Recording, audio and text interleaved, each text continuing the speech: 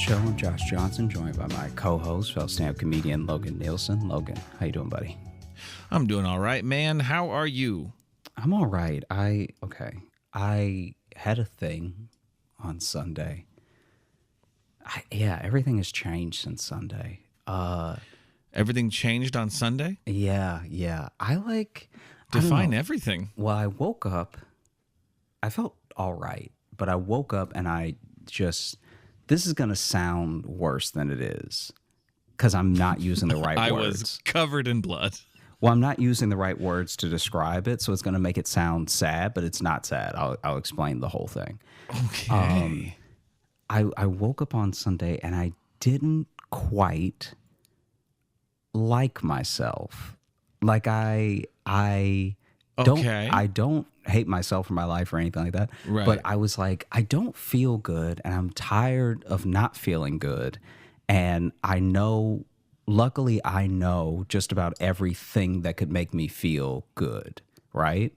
Okay. So I was like, I need to start taking care of myself. I'm already not I'm not super unhealthy or anything. I try to work out and stuff, but when you know what you should do and you don't do it, and it's a thing that is fulfilling, it makes you bummed out. Yeah. And I was feeling that all day Sunday. And so I was like, you know what? I'm going to look up just general nutrition stuff. I'm going to look up some nutrition stuff that might make me feel better. Because you know how there's certain things you can even eat naturally that improve mood and stuff like that. This is your new thing. You've been on this a lot more because you had this when we were in Richmond. When we were there, yeah. You went on a big long, I saw you for 2 minutes, and then you just had a 10-minute rant about the chemicals and the process or the approvals of foods. Yeah. So this is this is your new bugaboo a little bit. This is your new and it's not even you. a health food thing. It's just I know there are things that taste good that make me feel bad. Yeah. I'm not even becoming vegan. As he takes a drink of whiskey.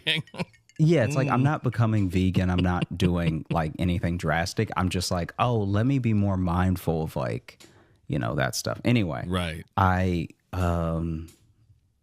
joined a gym.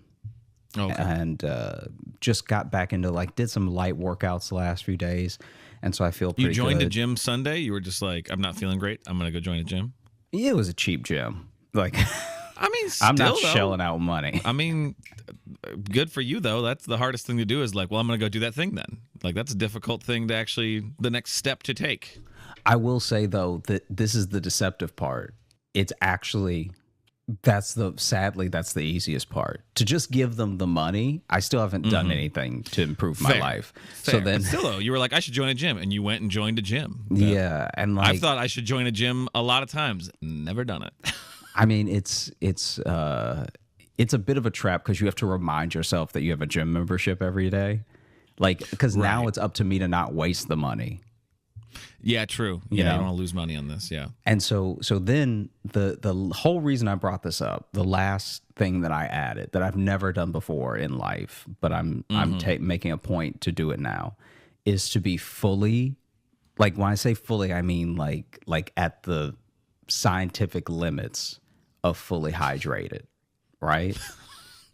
I've never even attempted this in my life before, but this is insane.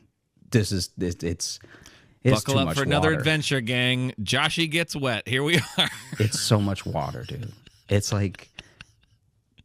yeah. When you actually make sure you drink the recommended amount, it is a lot. Well, this is what's actually crazy about it. I don't know if you already knew this, but the amount of water that you should be drinking to lose weight and the amount of water that you should be drinking to build muscle are almost identical, and it's a ton.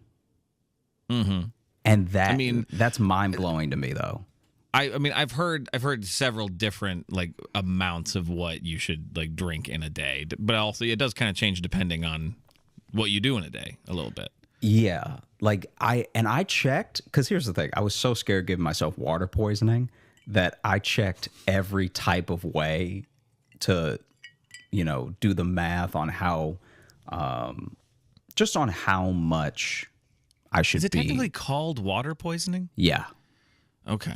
You have so much water that your kidneys don't know what to do with it. So that your kidneys Right. literally just start giving it away. Because that's what happened. Isn't that what happened to that lady in that radio contest thing? This is like 5 years ago or whatever. Did you remember hearing about this? No, I don't remember this at all. It was in like Australia. It was a big story because it was like a morning radio show, and then the competition was like they had people come in. It was to win tickets to something or some shit, and they had them like drink as much water as they could, and then it was like they had to, whoever could hold it the longest or whatever, like go into the bathroom, like whoever could hold it the longest, and then like this lady, like her kidneys shut down and she died because of a fucking radio competition. You would like to think that your bladder isn't more powerful than common sense.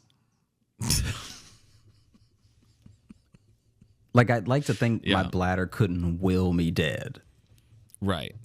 But I think that's what that happened there. I think that was technically what it was. Well, what ends up happening, so there's a person that I think you and I both know, but just in case this is like giving away something at her job, I don't want to say her name, but she used to give hikes. Like, she used to be the tour, what is it called? It's like she was basically just like the guide for hikes when she lived in Colorado. And I don't know. Like at a specific park, probably a national park, I'm guessing. Yeah. And she said that it would be so hot, and there'd be so many warnings about make sure you're hydrated enough, that a lot of people, she basically said once a week someone would drink so much water that they would get sick, and they would think that sickness was dehydration because the symptoms of being overly hydrated and dehydrated are identical. Right. Yeah. And so then they would drink so much water that then they got sicker, and then they like passed out, and then they have to be carried down the mountain or whatever. Mm-hmm. And so all this I bring up because I have been trying to drink the appropriate amount of water to build muscle, and it is far too much. I've been to the bathroom. I know bathrooms now. Like I think I know. I think I know handles in a way I never noticed handles before. Like, I'm running to so many bathrooms so consistently that I'm really starting to notice things about bath. I used to be an in and out guy, and now it's a while that I'm standing there, and I'm clearly very hydrated. Yeah. And I feel great. I've been sleeping better.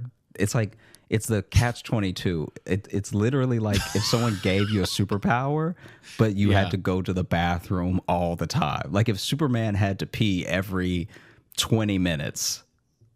I mean, to continue growing the mythos we've built the last couple episodes, I think this is the downside to being the Josh Ice superhero. It's because with all that ice power comes so much moisture. Yeah, you just have to pee all the time. Because, I bet Iceman was pissing all the time. Dude, that guy was probably pissing all the time. He's made of water. My body's like, already I can feel myself feeling a bit better throughout the day, less fatigue, my sleep is great. All these great things are happening, but I have to pee so much that it's almost not worth it. I'm almost like, let me feel like trash again just to not be in a bathroom for half an hour. No, not half an hour. I mean, a half an hour go by without needing to go to the bathroom. I know what you mean. Yeah, I know what you mean. But it's caused okay. I know that this has happened to many people. I am not special in this way, but this is the most recent time that it's happened, right? I'm not the first man to have to piss. Yeah. Not even the many third. Before me.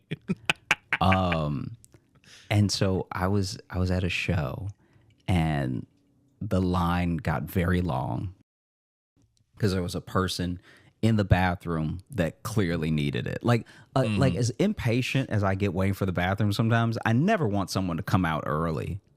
Please don't do that. You be in there as long as you need to be in there, because it was way worse for everybody if you come out too early than you stay in there a little long, you know? Okay. What do you mean is happening if they come out early? I'm just saying, like, you pants can, still down.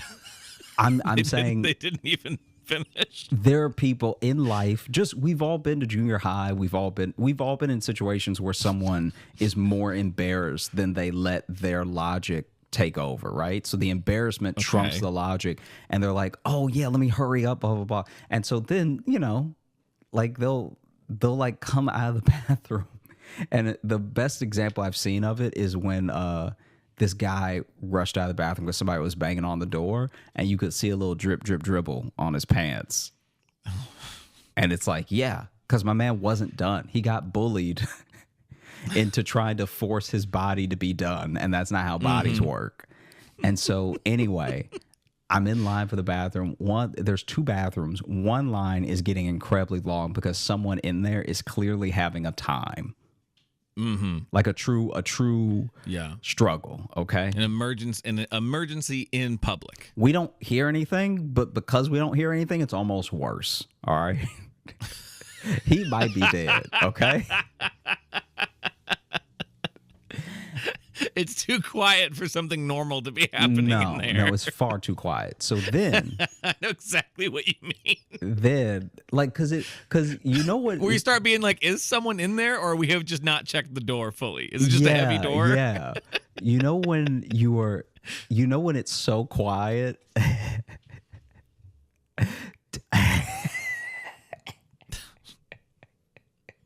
Do you know when it's so quiet that it makes the space around it quiet? Like it's so quiet in that bathroom. That loud silence. Yeah, it's so quiet in the bathroom that as you get close to the bathroom, you literally just start not hearing anything. Like you have to go hello out loud just to make sure you are still with us, Like a car didn't fly through a window like Spider-Man 2 and you're in purgatory now and this is the line, Anyway, I'm in one of the lines. The other line's not moving. So some people start jumping over to my line, okay? And everyone is like varying degrees of needing to go. I have to go in a fairly modest way, Like I'm like, let me be responsible. I'm trying to be an adult about it because I know I'll have to go badly in 5 minutes, right? So let me just -5. What?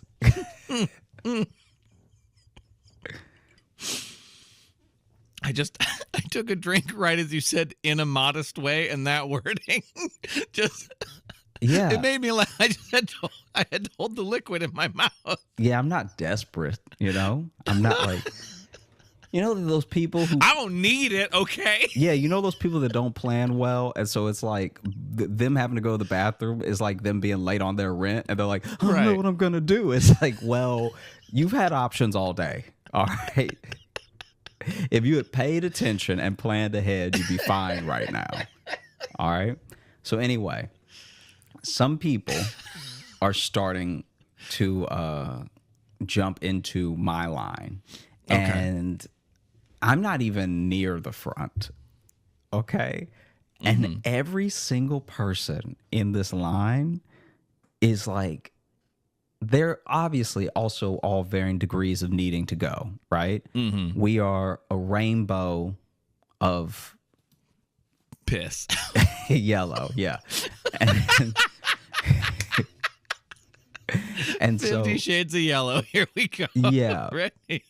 And so basically, I'm chilling, right? Like I'm noticing things. I'm also trying to make an effort to be on my phone a little less. So I'm like looking around and like, being nosy, overhearing conversations, stuff like that. And then and then I'm noticing how when I look behind me, there are people that are doing the thing where they're looking like they're sticking their head out the line. You know what I'm talking about? Like, there's a line and you wouldn't see anything, and then you see their head like off to the left. Yeah. And is getting that, that like I'm about to ask for the manager type vibe some people put out where they try to get people to argue alongside them. So they'll be like, right? They want to start a revolution at whoever's in the bathroom right now. Yeah, and they're like, I mean, how long does it take, There was a woman that literally was like, how long does it take? And it's like, it does take as long as it takes. It depends on the time. It depends on the person. You know. And I'm like you too. I'm a little bit of like, yeah, take your time in there because people got health issues. Yeah. We all eat different things, which do different horrible things to our bodies. Yeah. Listen. And so I don't blame you. And so I'm like,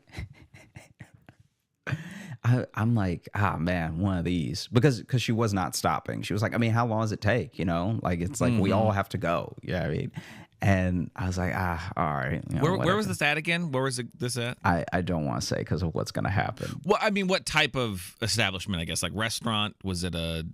Oh, it was a club. What genre? A club. Yeah. Okay. Cool. And so that's all I wanted to know because I'm like that also depends too. Like if I'm in like a dive bar at night and there's only like one small bathroom, it's like don't go in there and take a shit. Come on, like just don't. Plan your day around that. Like that's a piss hole is what that is for. Okay, don't go in there and do something like that. Sure. Yeah. It is funny. Yeah. Okay. Anyway, so then she's not stopping, and it's also loud in there. So it's like the fact that I can hear her means she's being very loud because she's not behind me in line close. Oh, okay. Okay. The line is actually getting so long they had to wrap the line almost around the bar. Oh, geez. So when I say around the bar, I don't mean alongside it. I mean, literally, there were people who had to stand where the bartender has to walk out. Okay. Yeah. Anyway, so then this woman starts banging on the doors, and she's also not next, right? This woman starts banging on the doors, and she's like, come on, hurry it up, which is like, they can't though. Like you literally can't. There's no. You just hear inside someone go, "Oh!" Yeah, there's no feet of ass. I'm okay. Like you can't run. There's no.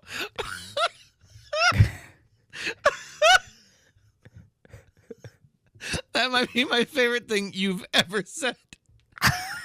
There's no feet of ass. Like someone telling you to hurry doesn't actually change anything in your body. No. You just improved my week with that phrase. There's no feet of ass. That's my new.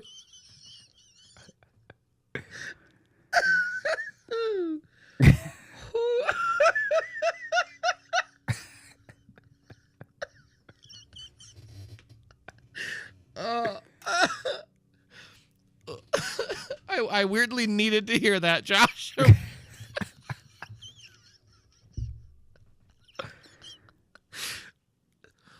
Oh, yeah, go ahead. Sorry. And like enough time has passed where I'm like actually starting to need to go a bit more, right?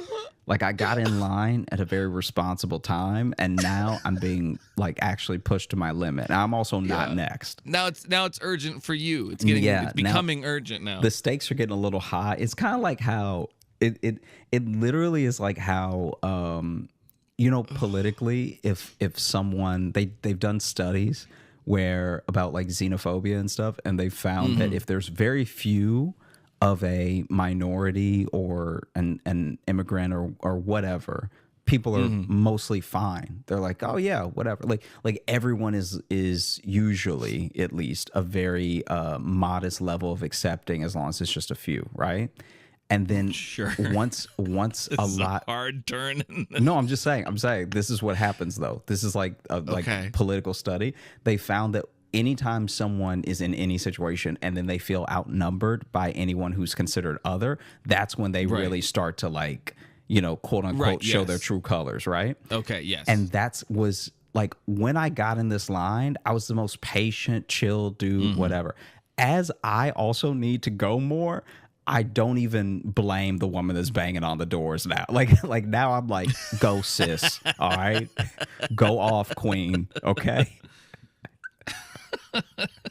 You fight the fight. You fight the good fight. You get the troops through. And so I'm like kind of in this line slowly getting radicalized of like yeah, what are they doing in there? Because the line hasn't moved. you've now been in the chat room. You've now been accidentally recruited by ISIS. Yeah, because now the line has truly I not piss. moved.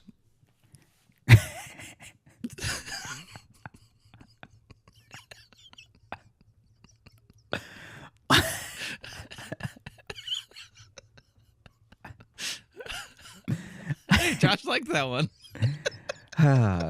Now the line is like truly not moving, and I'm realizing how far back in line I am. And so now I'm at a point where even if everything is going well and those people come out of the bathroom immediately and everyone else only spends 20 seconds in the bathroom, which is not likely, no one will have washed their hands. I'm either going to pee myself or get COVID. There's no like in between. Yeah. You know? Yeah. And so either way, your night's about to get worse. yeah. And so she's banging on the doors and everything. And then, like I said, this one guy got essentially bullied into getting out of the bathroom, right? Mm-hmm. Comes out of the bathroom. Poor guy. The true hero of this story. Comes out of the bathroom. Doesn't look great. He's still holding his stomach, right? He's soaked. He fell in, okay? Is like holding his stomach and calmly walks to a corner of the club and proceeds to just like how's the best way to put this? Diarrhea. No. No. The story's not gross. Like just in case anyone's listening and they think eventually there's going to be some gross turn, it's not. Right. But we have gotten back to our roots with stories of bodily functions. You're right. We never forgot where we came from. And he goes to the corner. We started at the bottom and now we're here. Yeah, literally. And the only way I can describe it is he's so smoothly. He's holding his stomach, and he so smoothly passes out. Oh. And I've never seen anything like it before because he didn't like collapse. He didn't fall and slam into the ground or slam his head or anything. He literally just like melted where he was standing, and he was out. Right. Oh, okay. So he probably was in there just drunk then and not. He's a little drunk. Yeah. Okay. But he got lost in there. Yeah. Right. You can only go in so many circles. And he keeps just trying to put his credit card into things. I don't know. I just want to get another one. And then someone's like, oh my gosh. Oh my gosh. And then they, run over to him, start like tapping his face a little and then like lifting his head up and, checking, make sure he's not like having a seizure or anything like that. And then this dude wakes up. And immediately, as soon as he wakes up very calmly too. He doesn't wake up like startled. I was hoping for screaming. No. This dude wakes up very calmly, and he's like, "Who are y'all?"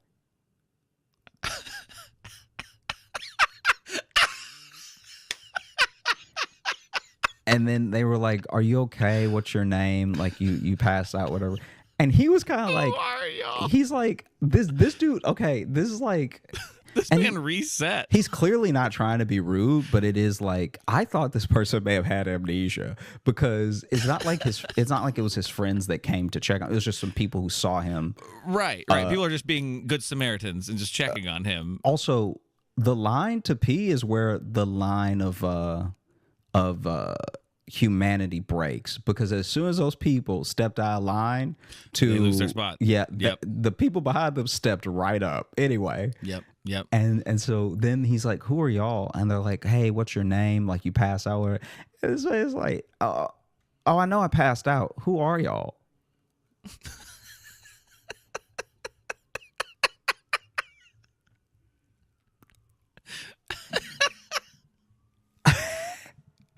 And they're like, oh yeah, they start introducing themselves and everything, and they're like, "Can you stand up?" He's like, ah. Listen, we just met. Don't start telling me what to do. Yeah. They help him up. They call an ambulance, and then they ask him if he was like on a medication or like was it? And he's like, oh, I was in the bathroom. I had some like real bad stomach pain, and somebody just kept banging on the door. So I was like, fine. Like, you need it that bad. Clearly, you need it worse than me. Like, this dude's like very like chill about the whole thing. Okay. And then line starts moving a bit. So now I'm like, okay, I'm like being nosy, but at the same time, I'm like getting, a couple. You got eye on the prize. Yeah, man. a couple steps ahead in line, because now I'm like legs crossed. Now I'm trying to tie the hose off at the end. Okay. Yeah. Because honestly, I will say it would have really taken the heat off me if I had pissed my pants and that dude was just standing there passed all the way out. Like, no one's checking for my pants after that, And so, we're getting a little closer. or he just wakes up and he's like, that guy pissed. That guy doesn't seem well. And who are you and what's he doing? Yeah.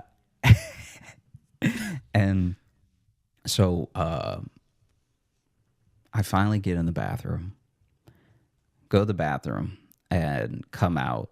And when I come out, that guy is gone. Like, the people who were talking to him are still there, but the guy's gone. And there's only one line for the bathroom. So now they've put him back in the bathroom, and they've told other people like, hey, there's no like just use the other line, right?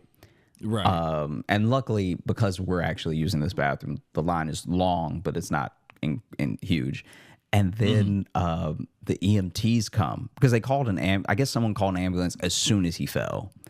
And so the EMTs come. Oh, so he fell. Okay. No. So what I meant when I said he perfectly melted was that he was standing, and then he just sort of sat down on his, like, he sort of like slid down the wall and was sitting there.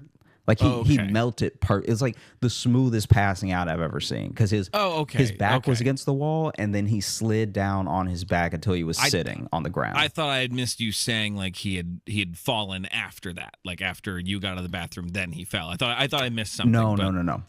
Okay. So this puddle of a man is. So now he's back in the bathroom, and the EMTs come. And when the EMTs get there, they're knocking on the door, and he's like, hey, can you give me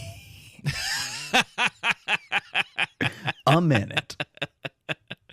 Yeah. All right. And he's just got to go, man. Yeah. And then it's locked. And so at first I thought he locked the bathroom. Like, I'm like, oh no, what if he passes out again? Now it's locked or whatever, right? Right. But then it turns out one of his friends was in there with him, I guess, like making sure he didn't pass out again or whatever. And then finally she comes out, and then they're like, oh, we're here to check on him. Somebody call, whatever. And then she's like, oh, I think he's fine. I think it's blah, blah. And in my head, I'm like, all right, y'all live your life, but there's no way this person is fine, Yeah. And so they at least need to sit down and drink some water. Yeah. At the very least. And so I think he's a bit embarrassed too, because I was even talking to some friends when this happened, and as he was coming out, they were looking, and I was like, the best thing we can do is not look over there. Like, y'all just continue our conversation. You know what I mean? Yeah. And so then he comes out of the bathroom, he goes up there with the EMTs, like leaves the club. I'd have looked. I wouldn't listen to your friends. Comes back and comes back, walks up to the bartender, and he's like, hey, the EMTs cleared me, so can I get some ice chips? And he was like, yeah. And he just sat at the bar and chilled. I was hoping he's gonna be like, the EMT cleared me, give me a daiquiri. Like, I was hoping it's No. I don't even think they would have served him if the EMTs told them to get him a drink. This man needs Grey Goose stat. Yeah. So I've noticed that now my attitudes towards bathrooms, people in them when I'm not in them, all this stuff like that is slowly changing. Because I've stayed hydrated. I haven't even reached the goal amount of water on any of these days. I've been doing this since Sunday, and I have not reached on a single day, I haven't been able to drink enough. Well, you're still training. You're still practicing. I You can't don't know expect to be how great this is at it going to immediately. happen. Dude, it's so much. It's like a gallon. Yeah. Oh. And you see those dudes in the gym with those gallon jugs. I'm just like, how? How is he pounding all that water and eating? Because then you have to eat on top of that. And eating. Yeah. Yeah, these are all things that keep you alive. Yeah. But you know what I mean, though. It's like, No, I know. if you I know pounded what you mean. half a gallon of water first, Right. Yes. Yeah. and now someone's like, go have breakfast. Mm-hmm. You're gonna be like, I don't even think I can hit the bacon. Like, the bacon's the lightest thing on the plate. Yeah. I'm here for the smells. Yeah. So now, so now you're trying this new thing, and your view on bathrooms is changing. I feel like a theme we've had lately in our episodes, you seem to be in kind of transitional period in life. I guess so. I think that's fair. Yeah. Yeah. So you're trying to have a stronger bladder. No, just and like ice powers. dude, No. I mean, as far as the men in my family go, we're not living long. Right, yeah. So I'm just trying to get ahead of a bunch of stuff. Okay. Okay. Are we feeling our mortality a little bit lately? I mean, I'm gonna live forever. It's not that serious. But it's What a weird thing to say right after the men in your family don't do great. And then to be like, I'm going to, what I got whiplash from that transition you just did. Listen, we tend to die young. I, however, am immortal. Yeah. Yeah. Mm-hmm. Okay. Yes. Okay. Yes. Just generally yes at that, huh? Yeah, no, I feel pretty good. I want to get a little bit more consistent with the workouts, but I feel like I've been eating really well. Mm-hmm. Big yawn, well rested. I've been eating really well, and then I've been more alert. So get ready for me to notice everything. Like if noticing stuff is what you like about this podcast. Get ready for me to hit you with every detail. The iTunes reviews, 5 stars. These guys notice so much. Yeah. This is my favorite, most observant podcast. Mm-hmm. 5,000 out of 10 jangles. Mm-hmm. I love observations. Yeah. 5 stars. Also, it is very hard. Now that this is another thing that's happened in the last few days. Now, if I'm late, I just let myself be late because I cannot run with a stomach full of water. Get that. I can hear it sloshing. Yep. Yeah. It's just, I'm it's like a fishbowl in my belly. Right. And I can't, after like 4 steps, I'm like, oof, it's too much movement. So you're more consistently hydrated and running behind. Well, I'm saying if I'm late. Right. I'm making a point to not be late, but. Right. Okay. Fair enough. Yeah. Fair enough. So I think this is a good change. It's hard to tell right now. Yeah, it could be. I don't know. It seems to be making you not feel great. I feel good unless I try to run out of panic. Oh, okay. That's the only time I don't feel good. Okay. Yeah. Gotcha. Being hydrated is the best. Okay. Well, and it's unfortunate then because you're going to be hydrated, so you're going to feel better physically, but too full to run away from something. Well, no, I think if something never know when came you're gonna at get me, chased. I think I'd just be more accepting. Of the thing coming at you? Yeah. Why? What's all this running about? So, okay, let's say wild animal. Yeah. You have a cougar sprinting right at you. Okay. But when you're this hydrated, Yeah. you're like, listen, I'm we're like, all God's hey. creatures. I'm glad that a cougar made it all the way in New York City. Are you Yeah. serious? And it is about to get some juicy meat right now. That cougar really living life. Yeah. Every cougar should visit New York at least once. At least once, just to taste it. Okay. Well, you're the first person I've known who's tried to be more hydrated, and it's weirdly made you accept death more. That's that's a weird. I mean, when you think about how much water we need to drink just to stay alive, oof.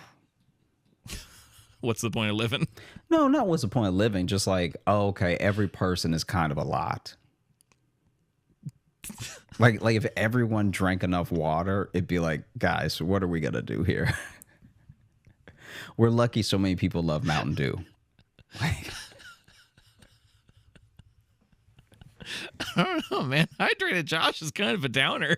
well, I'm not being a downer, I don't think. I'm not saying I don't want these people around. I'm just saying like, oh wow, this is a lot. Like you realize how much space you take up when you're getting all your ounces in.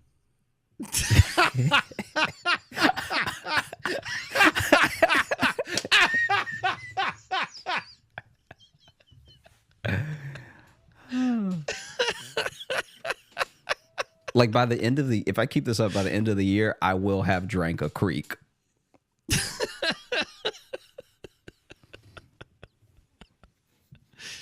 Oh God.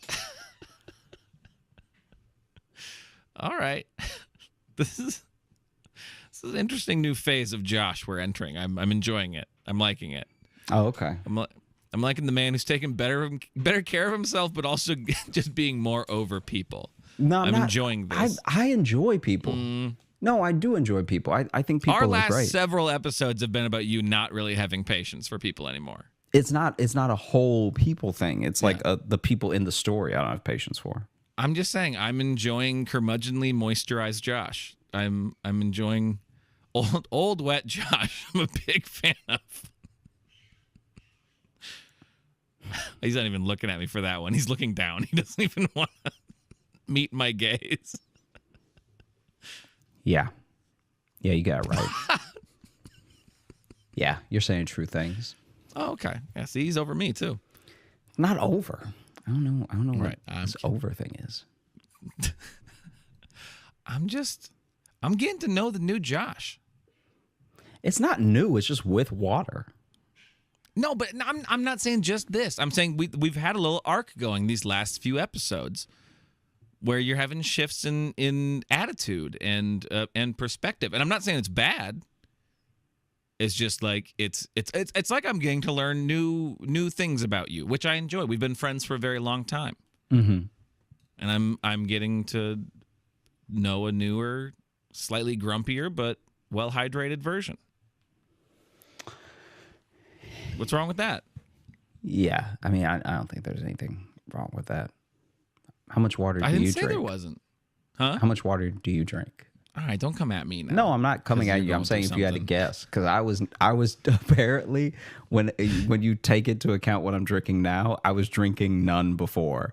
I think I had my first sip of water on Sunday in life, according to charts for how much water I should have been drinking this whole time. If I check the water charts, I am way off. If I check the water chart, I'm 4 years old. Okay. Yeah, there's dog years and there's water years. Mm-hmm. In water years, I'm a baby. I don't know. I feel like I have days where I do a really good job of staying hydrated, and then days where I know I do really, really bad. Like, I know you're not a coffee guy, but when you take that like late morning piss and it smells exactly like coffee, you know you need to drink some water. You know that's an issue. Yeah. See, I'm not a coffee guy at all. Like, yeah. I don't know if I'll ever drink coffee. That's a signifier when you do that and you be like, Logie needs some water because I just pissed Folgers. So I remember one time. Sorry for talking about piss so much, everybody. I remember one time.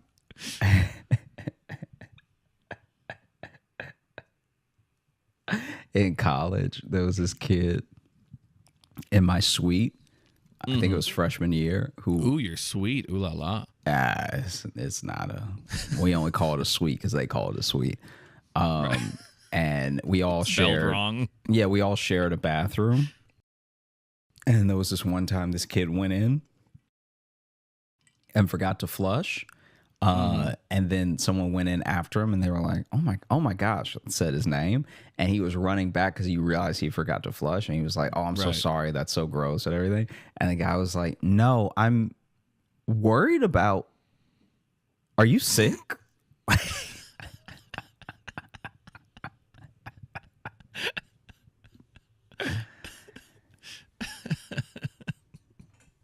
The water's green. Are you okay? Are you are you doing one of those things where you let them experiment on you for $1,500? Cause yeah. Dude, you hard up for money? If not, you need to go to a hospital now. Yeah. I don't know why the water in the toilet's fuchsia right now. I don't know if you're okay. Take a cup of this as a sample because, sir, you dead. Okay. That's my favorite. We used to do that all the time. Anytime somebody used to do what? We used to do a thing if anyone seemed sick or if anyone did a thing that was like a little bit gross, like but it would be to them like, oh, you dead. Okay, I didn't. I thought you were gonna be like, we used to give them cups of their own urine to take as a sample. That's why I went. Never answered the question. What question? How much water do you think you drink? No, I did. I couldn't give you like an estimation. I feel like some days I feel like I'm pounding water, especially if I'm out doing stuff or if I'm working or whatever, like especially if I'm subbing or I feel like I'm drinking water all day. I know when I have days where I'm at home just like working on stuff, like on the computer, like editing the show and stuff like that. That's where I know I don't always do great. I couldn't tell you amounts, but well, I'm sure on my bad days it's probably shockingly low. Well, you know, I'm starting a water club. Okay. Okay, the Josh Johnson Water Club. Yeah. Okay. Let's talk about it. I'll join. I'll get in the water club. Let's do this. Let's both get better at being hydrated. I will join you in this journey. Okay, so the first thing that we do is we all wear white robes, okay?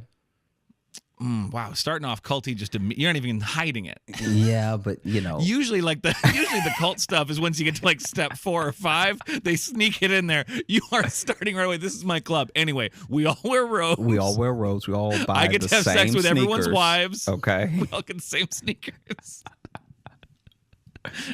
And we worship a toilet.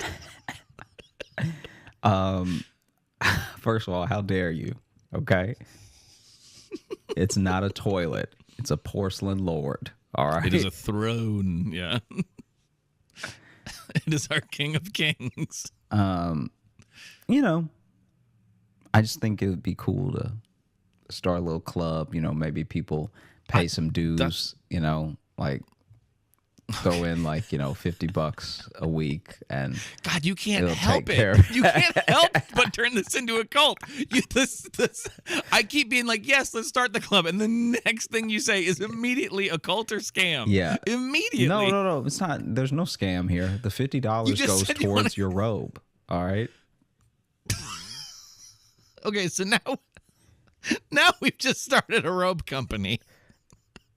Yeah. This is someone starting a cult because they got a lot of robes they got to get rid of. Listen, I got left. My business shut down. I got boxes of robes. What can we do? Oh, I know. Worship a lizard. Let's do it. Yeah. That's my favorite thing about when you start the backdoor cult. When you start karate or something, how there's so much gear that they try to hawk on you immediately. Immediately you got to buy, yeah. And it's so funny because someone will end up spending like $600, and I can't remember who it was. There was a guy. Maybe it was when I was at the grocery store. It was in Chicago, and he was telling me about how he had started karate, and he really was built like Dwight from The Office. So every time I see Dwight from The Office do karate, it makes me think of that dude because they built exactly the same. And he decided to take on karate very late in life. Okay. This dude took on the punching one late in life. Like jujitsu makes sense at any time because it's not about like it's barely even about strength. It's more about leverage, right? Right. And so it was made for people who weren't strong. So that one makes sense to me. But karate is like you're not even nimble. You're just gonna be kicking shins. So, hey, sometimes that'll get you out of a situation. I good guess. shin kick. Have you ever kicked someone? Yeah. Like you've kicked someone to hurt them? No, I guess like not in like a real. I mean, I probably did when I was a kid, but you know, because when you're a kid, man, kicking's that's just communicating. Dude, kicking hurts so much. It hurts so much that I think if he had kicked someone in the shin, I don't think he'd be able to run away. I think they both limp in the same direction. Well, yeah, that's like when you see certain like fights, like UFC fights or whatever, and someone will just kick someone in the leg, and that's supposed to be just like I'm just kicking you in the leg, and everyone seems fine with it. But I'm like, that looked like a reason I would quit the fight. Can I tell you? I don't. Just like, I no, remember, I'm done. He kicked me very hard. We're done. Towel. I don't remember what fight card it was, but when I tell you, there's a moment of that exact thing happening where this guy kicked another dude in the shin, right? Mm-hmm. And then took a step back to like, you know, make another move, kick him again, whatever. This guy that got kicked to the shin spun around like a ballerina and then landed on his back, and the fight was over. This dude got kicked, fully spun on one foot. Spun from the bottom too. That's a hard spin. Spun on the ball of his other foot, and then went down, and then the fight was over. And I was like, that checks out for me. That does. Did he just drop and he was just like, no? Or did he get kicked in the shin so hard he passed out? No, the ref was like, clearly this person is done. Anyone who spins after they get hit, I think the fight is over. Whether it's a punch or a kick, even if it's a pluck, if you spin, I think you're done. It's like in certain video games where you can tell you've killed an enemy when they finally like do like a ragdoll animation. You know, they just go like burp and fall over. It's that in real life too. If they ragdoll, it's over. Dude, well, that spin was tight. That wasn't a ragdoll. This man spun like he was born to do it. He got kicked so hard he became a dancer. Dude, this dude spun like he left his dancing shoes at home. Like he spun like he was good at it. And I don't know. Yeah, that for me, kicking is oof. But anyway, this dude started taking karate classes, and he couldn't go. Wait, which dude? The guy built like Dwight. The guy that. Okay. When I was in Chicago, we had a little detour about kicks. I forgot who we were talking about. Yes, and so I'm back. So then he said, and I'll never forget this. He was like, you know, I this whole thing, I was never going to make fun of him because I liked him and because I understand his willingness to do it. And this means Josh is about to make fun of him. But basically, he was telling me, oh, that's what it was. Yes, it was at the grocery store. It was at the grocery store. This is because I remember this whole thing happening and me just wanting to walk away from the situation because he was talking to me because I was cleaning up for the night, right? Like we're closed and I'm cleaning and they stay to make sure we don't get robbed, whatever, right? So anyway, he's telling me all this stuff while I'm cleaning. So I've already like got a lot to do and he just walking around talking to me. And then this dude is like, yeah, so I started taking karate classes because I got mugged and it perked up my, like, now I'm paying attention. I was like, oh, I'm so sorry. And he was like, nah, it was 4 years ago. And I was like, okay, a little late to. And like I said, he already not built well, okay? So they for 4 years later to finally be like, wait, I could have. Yeah, wait, I could have hurt myself a different way. Yeah. And so then he goes, they have him buy pads, they have him buy gi, they have him buy his belt, they have him buy these like I can't remember what it was, but he also bought the like practice weapons you would use, which are really just novelty things. So he bought like nunchucks and he bought like, but this is all stuff that's like never going to be used in life. Look at someone being judgmental about someone buying nunchucks. But got I weirdly know, judgmental all of a sudden. Oh, something you'll never use in life. Interesting. I know. Okay. Anyway, so then basically, move past it. Basically, this dude is like telling me about this. A couple weeks later, he's on the same shift and I'm cleaning up again. And I asked him how his karate's going, and he's like, I haven't been able to go because of my schedule. So I basically like gave them all this money, and they haven't taught me anything yet, and they were hawking it all on me and stuff. And like, I basically just got robbed without them ever laying a hand on me. I lost more when I got mugged. So I guess when he got mugged, it was like $300 in his wallet. And when he started karate classes, it was $600. Right. Yeah. Oh. Yeah. He mugged himself now. Hey, I know I never do this. Sure. But would you want to open up the mailbag? Oh, damn, hard shift. Sure. Let me get it. I was about to do that. Yeah. We did get several emails about people's sequels to our Porta Potty serial killer movie. Look, I think we should save them. We should save them, but it's coming. Well, here's what I'm thinking. Next week, you and I will be together in Minneapolis, and I think that will be a great time for us to go through those. So that one of our next episodes will be us combing through the sequels. I haven't really looked at them yet either, but I'm excited to get in there because we've gotten quite a few from people. Let me find. Well, okay, here is one from our friend Sierra, who has come out to live shows and stuff too. But this one is a philosophical query. Okay. That's the title of it.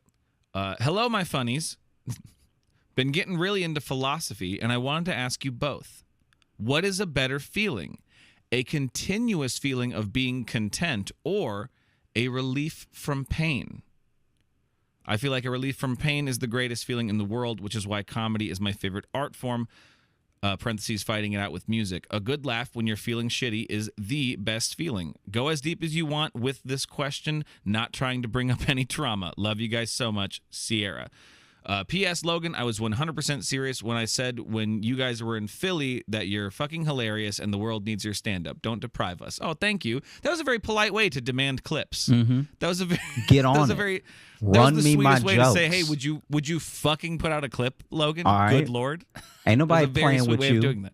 Okay. No, that's what I need. That's the push I needed, Sierra. It was a good little neg. Yeah. Is what I needed. Go ahead and rob this dude of jokes, okay?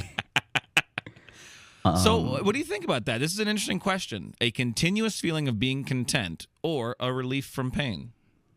For me, it's a continuous feeling of being content. But I think that for the people who come to the show and enjoy the comedy, it's a relief from pain, if that makes sense. Because I think if it's a relief from pain and you're a comedian, life is much harder on you. Because you can't always be doing comedy, and because sometimes your comedy brain isn't working in a way that you feel fulfilled with what you're writing and saying and talking about. And then if it is the other way around, where it's like you are content with what you're doing and it's what helps you consistently stay content, that sounds more like what artists live like. Well, but see, I don't think it's just asking it as just an artist queer. I think just generally of even outside of comedy, which is better, just like because when I first read the question, at first I was like, oh well, a continuous feeling of content. Like when you think about having like a good day where just nothing feels wrong, those are good. But then I also think about like when I'm having like a really really bad day or really really dark period, and then something makes me laugh until I cry, like that high is almost unmatchable. You know what I mean? You almost can't compare anything else to that feeling of when you were at like a really, really low, dark point and then something tickled your brain so perfectly. So I know I brought it back to comedy anyway, but so I'm kind of torn a little bit. Yeah. No, I'm with you. I think that for me, since that's the scope that I do everything through, that's why my answer was my answer. No, I know. Because like I think you were right with that too. Yeah, I think I that's how I see it. Because you'll also find people who comedy doesn't do it for, in the way of like I'm willing Something to go else. to a show a bunch of times, Right, yeah. Well, I think a continuous feeling of contentment would make for a very good life, would make for a good, happy life. But those peaks amongst the valleys are really, really great. Mm-hmm. You know what I mean? Yeah. And it's one of those things too of like you don't notice a negative. Like you don't notice like, oh, I don't have back pain right now. You don't notice that. But when you have back pain and then you suddenly don't, shit. Yeah. That's like doing heroin. You know what I mean? So it's like this is a great question because it's kind of a chicken and egg situation a little bit. It is. It is very much. Because to find like true contentment, you almost have to go through shit first. So if you're just totally content, will you become numbed by it? If you're so hydrated, will you forget what it was like to not have to piss all the time? Maybe. Were you happier? Being, I mean, honestly, this is actually perfectly on theme. Didn't even mean to. But in the beginning, you talked about it was almost better not being hydrated because you weren't running to the bathroom constantly. Yeah. Yeah. I mean, big question. I think big question. I feel like I'm happier now. And I'm at least more aware now because I'm not tired from being dehydrated. Right. Fair. Thanks so much for listening to the Josh Johnson Show. Thank you so much for writing in and asking us this question. We're probably going to bring it up again because this is a lot to think about. And it was, I'm still thinking about it in a way, but I don't have anything new to say. I'm so thankful for everyone for listening. We had a great time recording. I hope you had a great time listening. If you are looking to catch up with us on any of the socials, you can find me at Josh Johnson Comedy on Instagram, TikTok, and YouTube. We're going to be posting clips of the show. And if you're looking for Logan, my internet went patchy for a second, so I missed the end of that last part, but I heard you toss it to me. You can follow me on Instagram at Logan M. Nielsen. And if you want to get in the mailbag to either send us your spec scripts or your philosophical queries, you can send those to joshjohnsonshow@gmail.com. You can also leave us a 5-star review on Apple Podcasts. Not only will we read them, but we greatly appreciate it, and it really helps us on that platform. And if you want some other nonsense from us, these weekly episodes just aren't enough, and you think, man, I really would like more of these guys' great observations, because that's what I come here for. You can go to our Patreon, patreon.com/Josh Johnson Show. We have a bunch of shit there. And next week, Josh and I will be performing at Acme Comedy Club in Minneapolis, Minnesota, November 17th through 19th. I believe 5 shows total. I'm really looking forward to it. I think it's going to be fun. And if you're in the area, you should come out, see the show, say hi to us afterwards. We love meeting all of y'all. Thank you so much for listening, and y'all have a great rest of the week into the weekend. Hey, thanks so much for watching. Please like and subscribe. It really supports the channel. Hit the bell notification because apparently it's the only way YouTube will tell you that something happened. And just tell a friend. That's the biggest thing you could do. Just tell one person in your life that you like, maybe you don't like, that this video happened to you. We release the podcast every Thursday on all the podcast apps, so you should find us there and subscribe on those and comment and leave reviews and whatever on all of them. And also, if you want bonus stuff, you can join our Patreon, patreon.com/Josh Johnson Show. We have bonus podcasts and videos and stuff there, and we'd love to see you.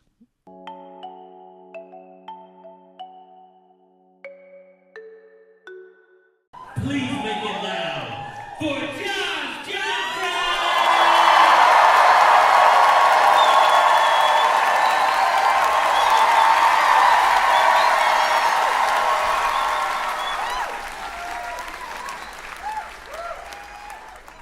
When I was a kid, our class had a bully, and I'm just gonna call him John, right? And John, he bullied everybody in like a very run-of-the-mill way. Like this was very standard bullying, like slap the books out your hand. What's that? It was blow, right? And I think one of the reasons we let him get away with it wasn't just because he was a little bit bigger than all of us, but his voice changed first. And it changed so young, we didn't know what to do with that. Like, we didn't know that was coming for the rest of us. So then John would just walk up like, give me your homework. And I'd be like, that sounds like the devil. So, because I'm not equipped with holy water today, you gonna get this math homework. Oh. And there was another kid in our class, Reeve. And Reeve, I'm not gonna say he didn't have any friends, but Reeve had friends for like 20 minutes at a time because Reeve was one of the singular most annoying people I'd ever met in my entire life. It was almost to the level of a skill or a talent. It was absolutely insane. As an example, right? Reeve loved anime. And that's fine. I love anime too. But Reeve loved anime in a way that I didn't love anime because I at least know anime not real. Reeve loved anime to the point where he was letting it affect how he runs. Some of you know exactly what I'm talking about. Like, he could never do anything regular. He had to do it anime every time. He could never just turn around. He had to be like,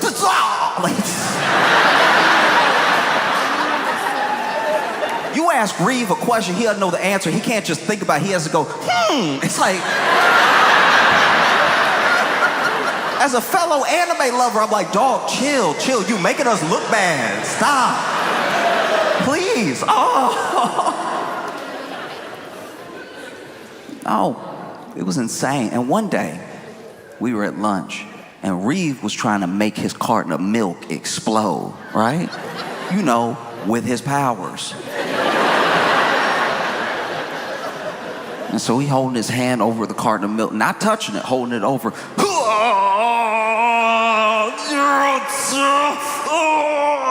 Nothing happening because it's not real.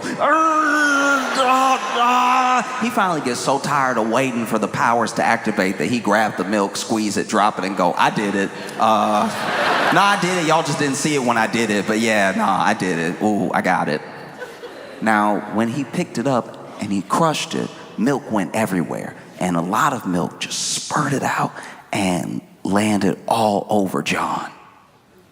And John stood up, turned around, walked up to Reeve, towering over him, and was like, you got milk on me. We gonna fight later. And never before in my young life had I been so excited for violence. Because as word spread, people were taking sides. They were like, no, John gonna kill Reeve. And we're like, no, Reeve weird. I bet you he gonna scratch him to death. Like, he has that X factor. We might be able to get rid of both of them at the same time. And so after school, we gathered around in a little circle in front of the two of them. They're about to fight, right? And John is like lumbering back and forth. And we knew John was strong, but he also, he moved slow. And he was moving slow pre-fight. He was just stalking back and forth like Mike Tyson in the early 90s, just like ready to do something terrible, right? And then on the other side of this imagined ring, Reeve is using his pre-fight time to power up.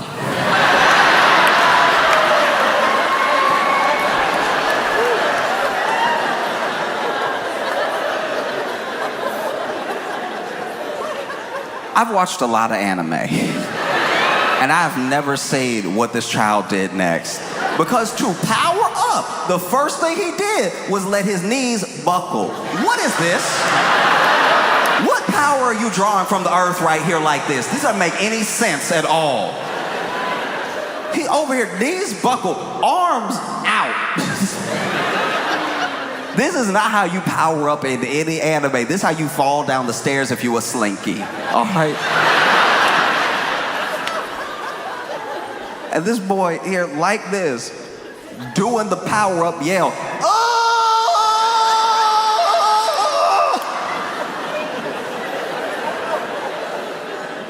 And then the fight starts, and the fight starts with Reeve attacking John, right? Coming right at him, but he coming at him in the power-up stance. So he over,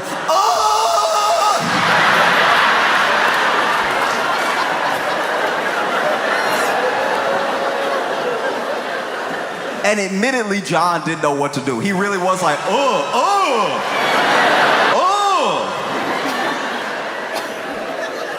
And so they start fighting, and kind of what we thought was gonna happen happens. John is big, he's strong, but he telegraphs all his punches, and he's slow. Boom, but he's missing, right? And Reeves attacks.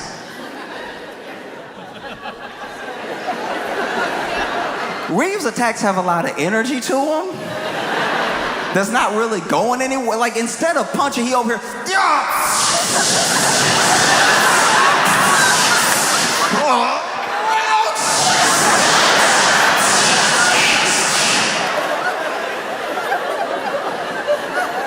And so he's fast enough getting out of John's way, but not doing any damage.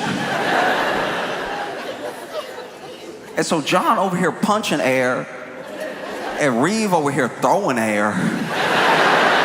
So it's not really a fight. But I really was gathered around all those people, shoulder to shoulder, watching two of them go at it like fight, fight, fight, fight, fight. First time in my life. Fight, fight, fight, fight. So when I think about Elon and Trump, right? It's like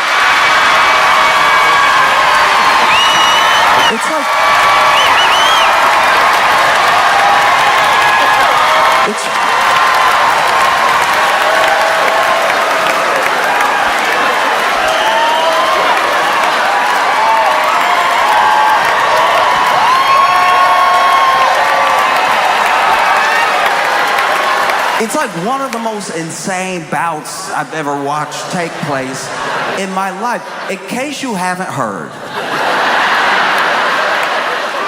Elon and Trump are fighting. And it's like Christmas came early and twice.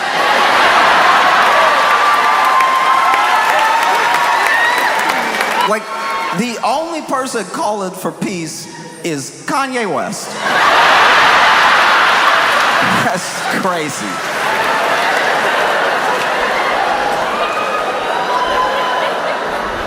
It's crazy. And we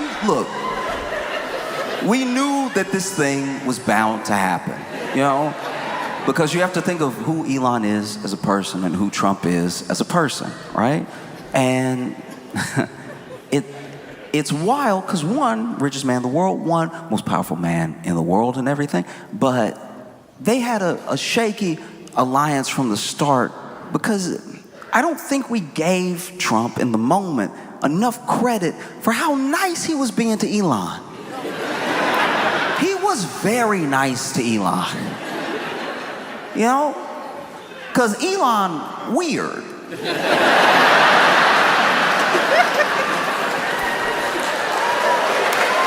Wait.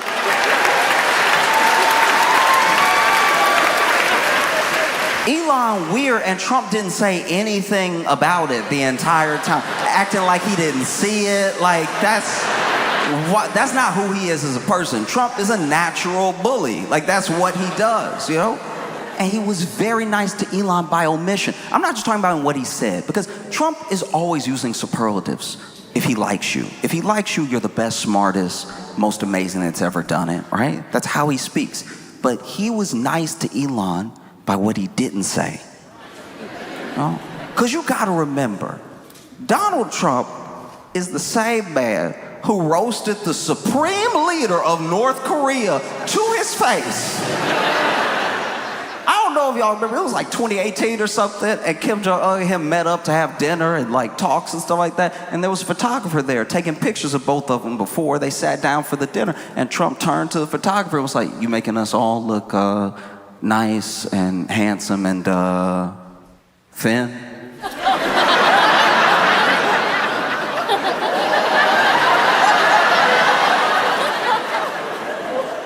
A lot of people think Kim Jong-un doesn't speak or understand English. He understands English. He consumes a lot of American media. And Kim Jong-un was even standing there like, did he?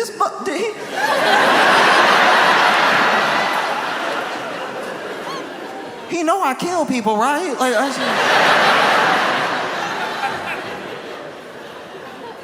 oh, that same guy was very nice to Elon. And he was nice to Elon by omission because Elon jumped in front of Trump.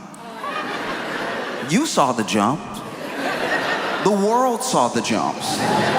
Trump invited Elon on stage, and Elon walked on stage like,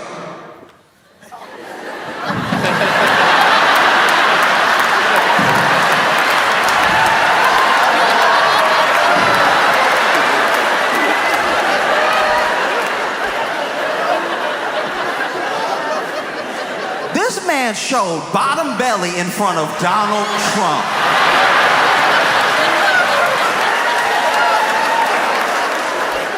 This grown man showed full belly button, broad daylight in front of Donald Trump, and Trump said nothing. Acted like he didn't see it. Just let that dude start talking right after. That was wild. You know, Elon jumped because he was excited. And he was excited because what was about to happen had never happened before. Never before, right? Obviously, Elon, richest man in the world, and as long as there's been money infused in politics, the wealthy have had a ton of influence. That's nothing new. What was about to happen was unprecedented. This rich man was about to actually get to go in the government himself. No back channels, no liaisons. He was going to go in the government himself. He was going to end every investigation into him and his companies. He was going to fire everyone investigating. He was very excited. And I guess he was more excited than any president we've ever had, because all of our presidents have kept their feet on the ground the entire time. There's no old footage of Kennedy like, it doesn't exist. There's no portrait of Thomas Jefferson like, no, get the one where he was getting air. That was... This man jumped in front of Donald Trump. Trump said nothing. Elon laughed in front of Trump. As someone who has traveled the world and continues to travel the world making people laugh, I've heard all types of laughs. And believe me when I tell you, Elon laughed like he throwing up. Watch any interview Elon does where he makes a joke, because only he will get it, and then he starts laughing, and he's just sitting there like, you know, it's because comedy is you know,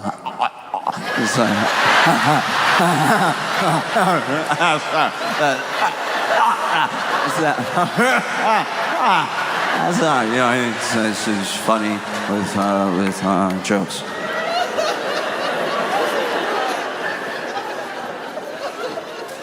This man laughed in front of Donald Trump. Trump said nothing. Elon danced in front of Donald Trump. Elon danced like... Elon danced like he gotta look at each body part first to give it permission to move. Like, it is truest that he'll be there.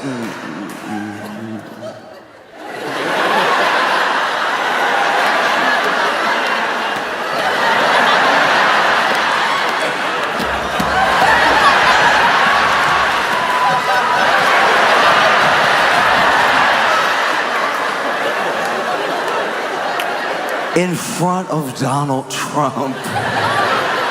And Trump didn't say a word. That's like sitting Eminem down in front of a yacht going 40 knots, holding 30 thoughts who are each holding bulbs that are 20 watts, and he can't rap about it at all. That's his whole thing. It's wild that he's not saying anything. He is being very nice to Elon. I knew it wasn't gonna hold. Everybody knew it was gonna fall apart. We didn't know when, but we knew it was a short-lived alliance. And it was short-lived, in my opinion, for two reasons. All right? The first one is that you cannot ever watch someone treat everyone terribly and think that that doesn't mean they'll do the same thing to you under the right conditions. You know what I mean? And I should be clear here. I'm not talking about someone who has a bad day, someone who's in a bad way at the moment. We're all human. People have bad days. I'm talking about someone who, by and large, treats people terribly, but is nice to you. It's only for right now. As soon as you're in the position the other people are in, they'll treat you the same way. And if you don't think so, you're a fool. And both of them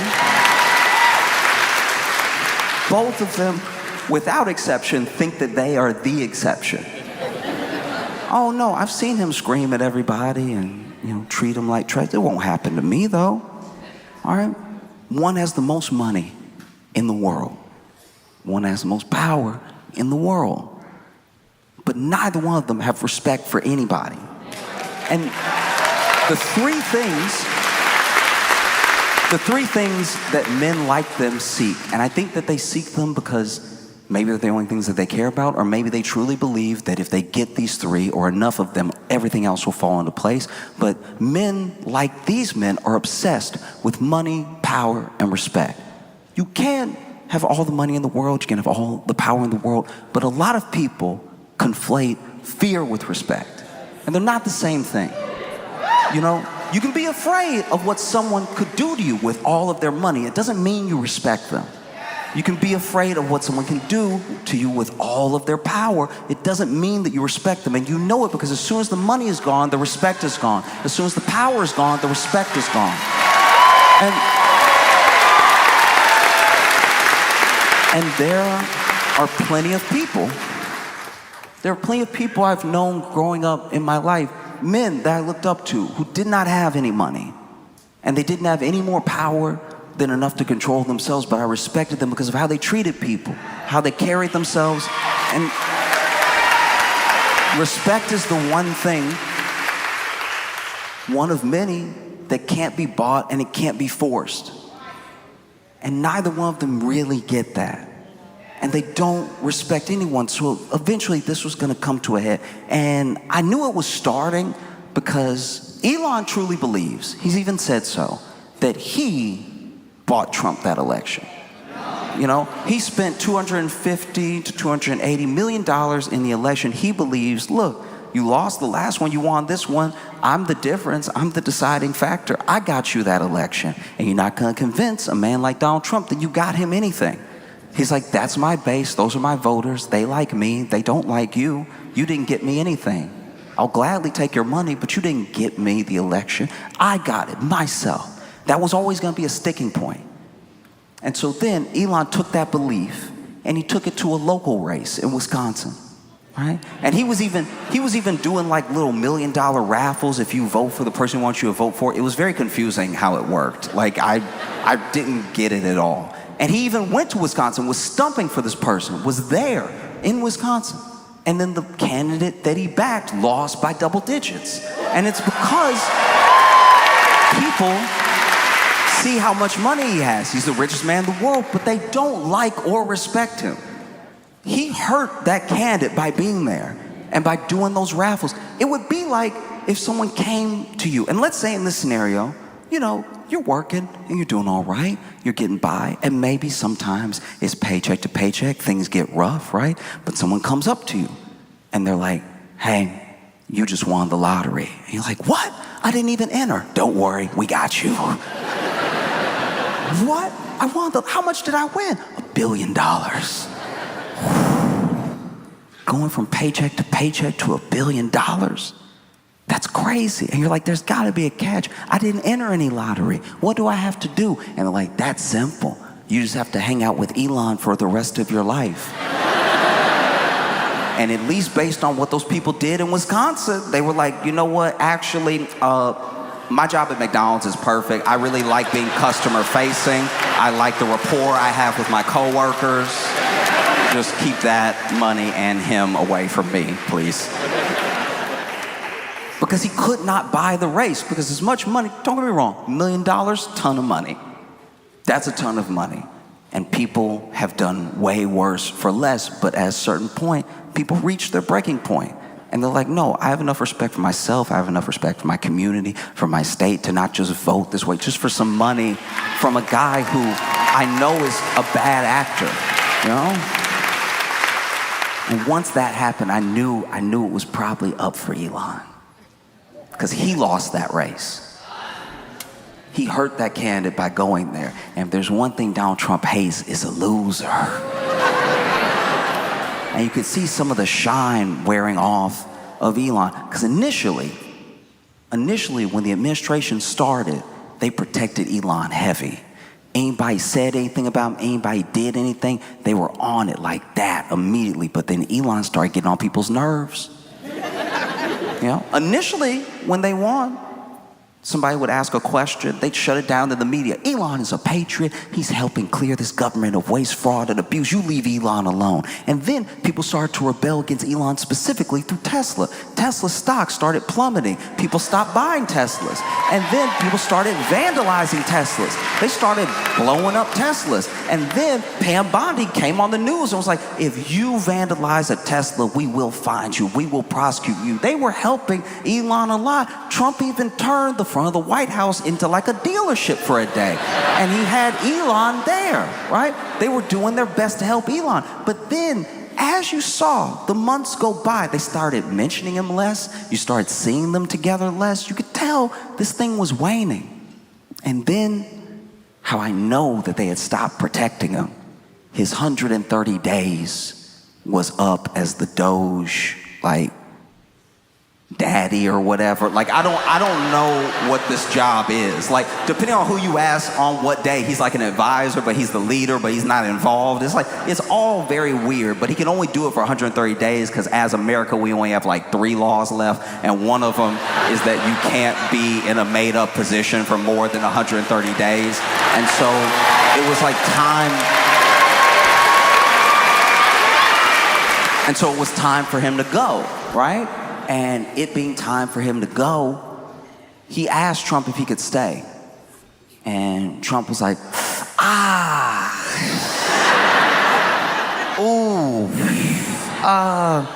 dang, man.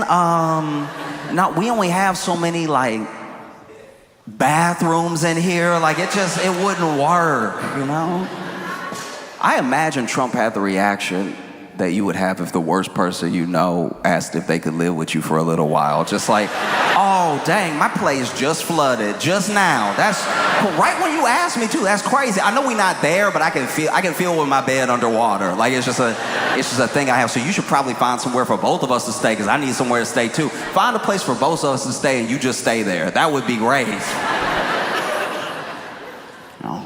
And so Elon, shows up for his last day at work, and the president is in the Oval Office with him, honoring him, giving him a key to nowhere.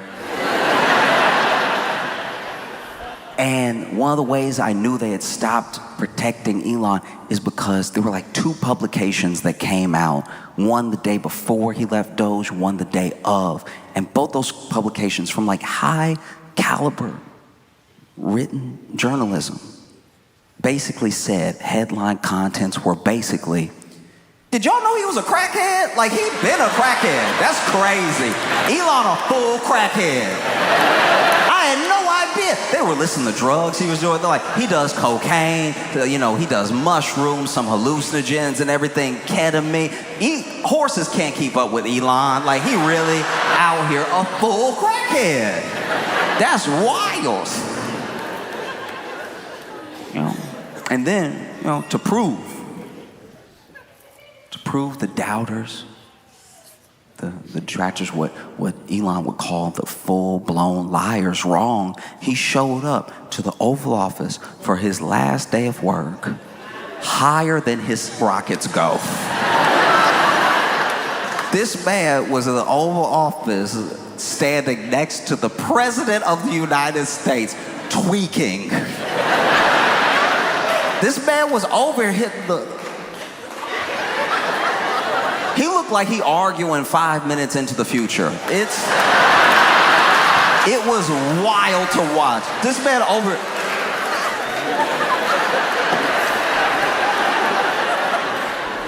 could not stop moving. At one point, the only, you have to watch the video, but the only way I could describe it is he felt like a slow Michael Jackson, right? He was just over here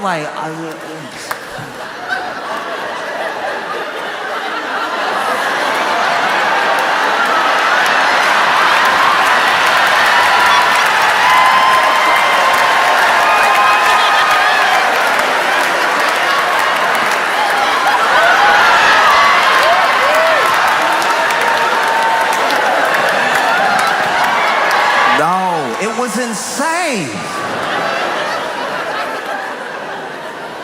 This man next to the president cracking out, and Trump said nothing.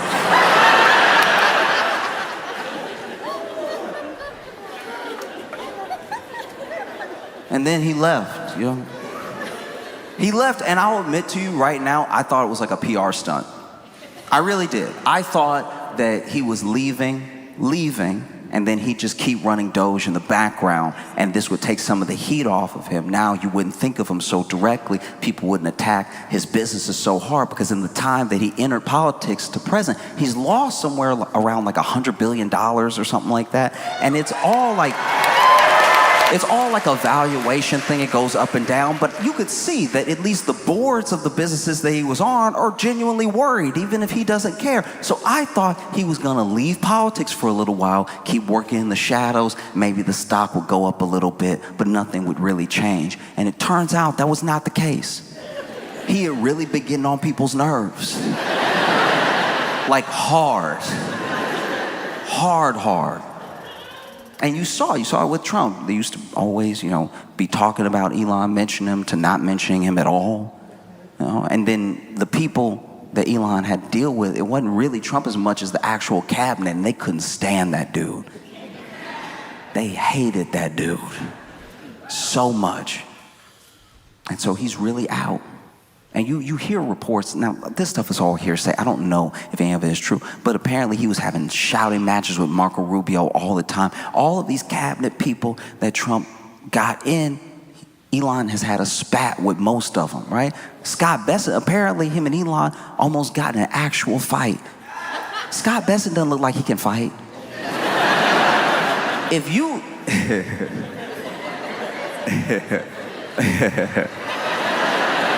If you don't know what Scott Bessent look or sound like, just imagine if like printer paper came to life. Like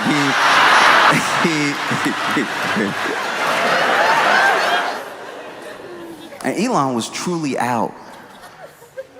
He was out, and one thing really stuck out to me. It was the fact that Elon and Trump share a sort of lived experience where they're not used to hearing no and it's sticking. No is usually an inconvenience to a yes for them. They usually get their way. And so for Elon to be told no, and then he was actually sidelined, and then things that he wanted to happen weren't happening. He wanted some dude that he recommended to be the head of NASA. Trump said no. And then there were things that Elon didn't like because he felt like, apparently, they were undercutting all his work, like Trump's big, beautiful bill it's named the Big, Beautiful Bill because imagination. And Elon has hated that thing, I guess, for a while. Just the idea of it. It's almost universally despised. Democrats obviously hate it, and Republicans also hate it, but for different reasons. They don't care that it's like gutting, programs and whole agencies, and that we're all gonna die. They don't like it because it raises the deficit anywhere from $3 to $5 trillion, right? And so it takes about 4 or 5 days. And then Elon tweets. He's like, I can't stand it anymore. I cannot stand it anymore. This bill is a disgusting abomination. And everybody in the House that voted for it, you did wrong, right? And Trump said nothing. I was like, did he find God or something? Like what is happening? This is not the dude we know. He attacks those who attack him. And he's finally asked about it. He's asked about it in a press conference, and they tell him exactly what Elon said. He's like, I'm really disappointed with Elon, he knew the bill. He knew it better than some of the people that voted on it. You know, he knew this bill, and he knew it was going to be cutting, his electric vehicle credits like that. Maybe that's what he's upset about. I have no idea. But in case you don't remember, I was very nice to him. That dude showed up with a black eye. I didn't say anything. Because he did. Elon showed up for his last day of work, high and with a black eye that Trump just fully let go. He didn't point at it, didn't motion to it, nothing. Was very chill about the black eye. And then, in the Oval Office, these are some of, not all, but some of the top journalists in America. Obviously, they have questions for Elon of what his plans are. Now that he's leaving Doge, he's going to spend all his time on his companies. They have plans to ask Trump questions about what he's going to do with Doge now that Elon is gone. What's the future of it, right? But these top journalists, the first question that I at least saw them ask was, what's wrong with your eye? Like, that's... Nobody gonna say nothing? Like, his eye. And then Elon was like, "Oh, it's actually like a funny story. I asked my 5-year-old, my 5-year-old little ex. I told him to punch me with Ralph Hussein. I told him to punch me, and he punched me. I got a black eye. It was actually, he's strong for a 5-year-old. It's kind of funny."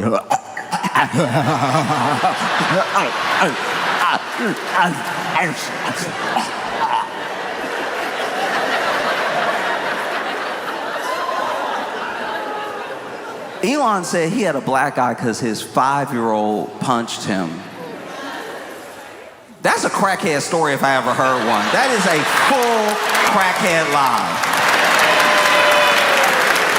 You must have the most synthetic skin known to man if this 5-year-old is out here dodging and giving black eyes. Oh. And so Trump was like, look, maybe we'll go on to have a great relationship. Maybe we won't, because that's the thing. People come in here with us, they like being here, and then when it's time to go, they either embrace it or they lose their minds. You can tell who broke up with who by how people move after a breakup. You know what I mean? Because while Trump is talking, Elon is tweeting. He's tweeting, and it's a lot. This dude goes all the way back to Trump's old tweets from like 2013, 2015, where he's like, I can't believe what they're doing with the spending bill. This is such irresponsible spending. If you have this much of a deficit, you won't have a country. And he's going back and showing all these old tweets, and he's quote tweeting them like wise words.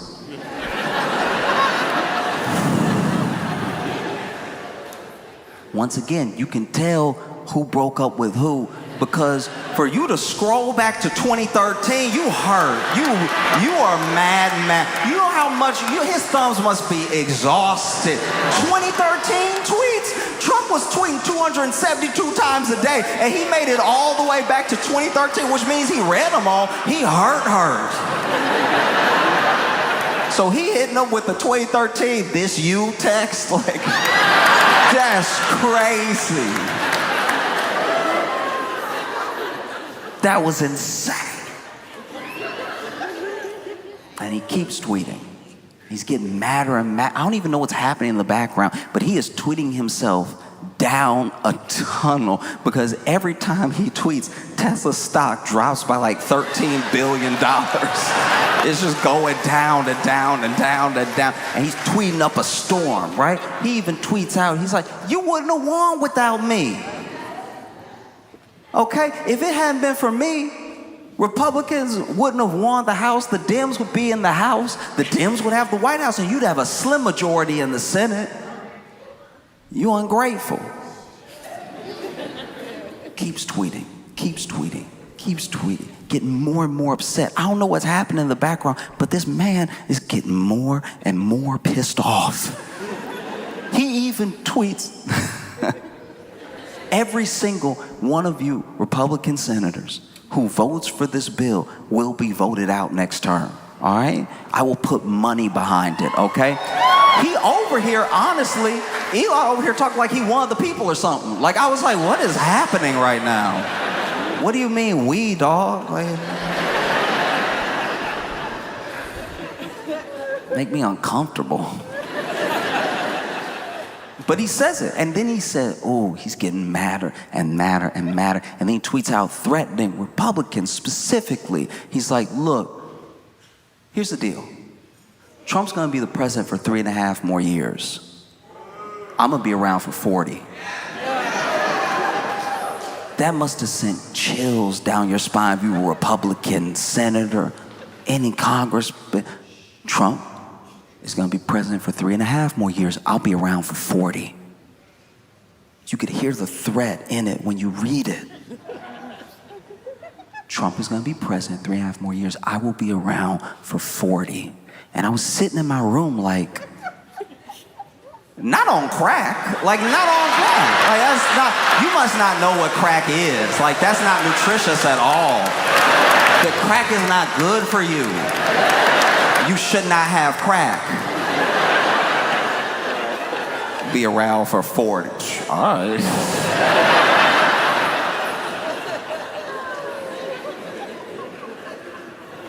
Oh, it's insane. And then Trump finally tweets. He's had enough. And you can tell he's had enough because we know the type of man Trump is. We know the type of figure he is, the type of president he is. He's had enough of this, and he's been holding back. He's been very nice to Elon. I'm sure in his head he was like, I've been very, very nice to this dude. Elon acts and moves like he snuck into a body.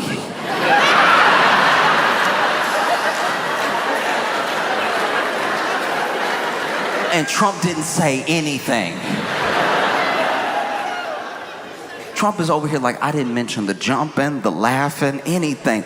This man blew crack smoke on my shoulder, and I was very nice to him. And so then Trump tweets out, he's like, hey, yo, one of the easiest ways for us to save billions and billions and billions of dollars is just get rid of all of Musk's government contracts. That would do it quick. And then Democrats were like, do you mean it? Or like, are you just mad or you mean it? All right, I was just asking. Okay.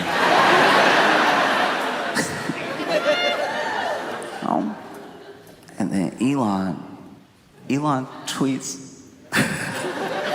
Elon tweets this clip that is him and Trump in front of a Tesla in front of the White House, and the quote for the tweet just says, remember when? I was like, oh, he hurt. Oh, he must be sick right now. I've been broken up with most of my life, but I've never hit somebody with a remember when.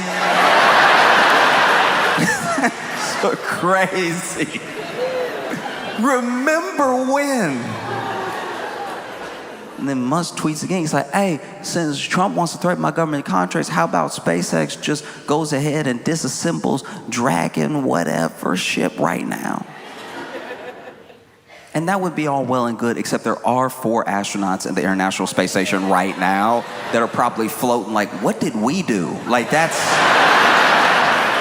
I'm not in this at all.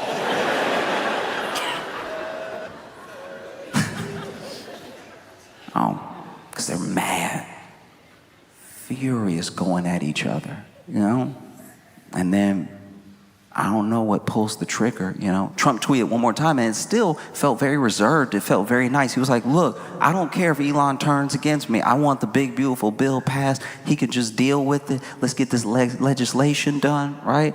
And then Elon tweets out, all right, time to drop the big bomb. Trump is in the Epstein files. That's why they haven't come out yet. Have a nice day, DJT. You can tell who broke up with who, because the person that gets broken up with is the one that tries to ruin your life and tells you have a nice day in like the same breath.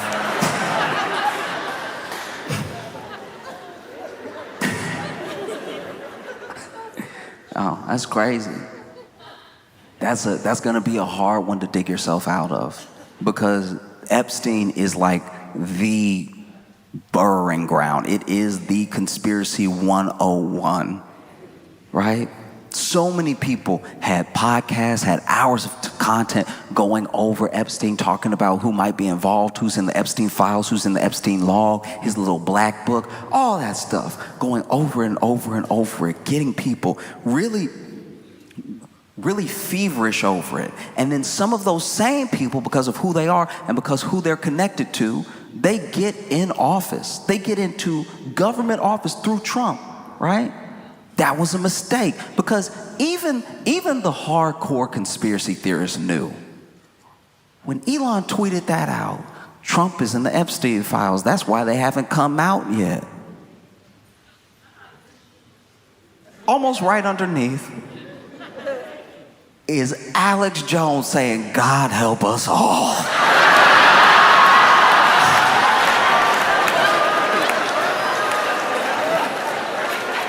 Elon done got Alex Jones press. Because where do you go from here truly, you know? Where do you go? Because those same people who were talking about, if they just let me in a room full of files, I'd find the Epstein files in 5 minutes. Just let me in the room. And now you're in the FBI.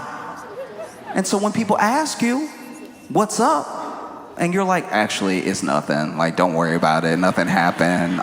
Just go back to what you were doing. It's not. That does not sound real. I'm not saying anything else is even going on. I'm saying what you have stoked makes it impossible to stomp out. There will never be enough information coming out. There will never be enough stuff uncovered. There'll never be enough files released. You know, they tried initially. They tried. They were like, "Hey, we're releasing the Epstein file." They even made it like, you know, like a Fox News event. Epstein files coming out 9 p.m. tonight, right? And when they released it to a lot of these like blue check conspiracy theorists, Twitter influence. I don't even know what it's called, but they released it to them. And those people were on fire. Those people were pissed. Because when they actually opened it and they read it, because they meant it. These are true believers, by the way. These aren't people that are like part of the grift. They're reading it and they realize that everything in these things has already been released already.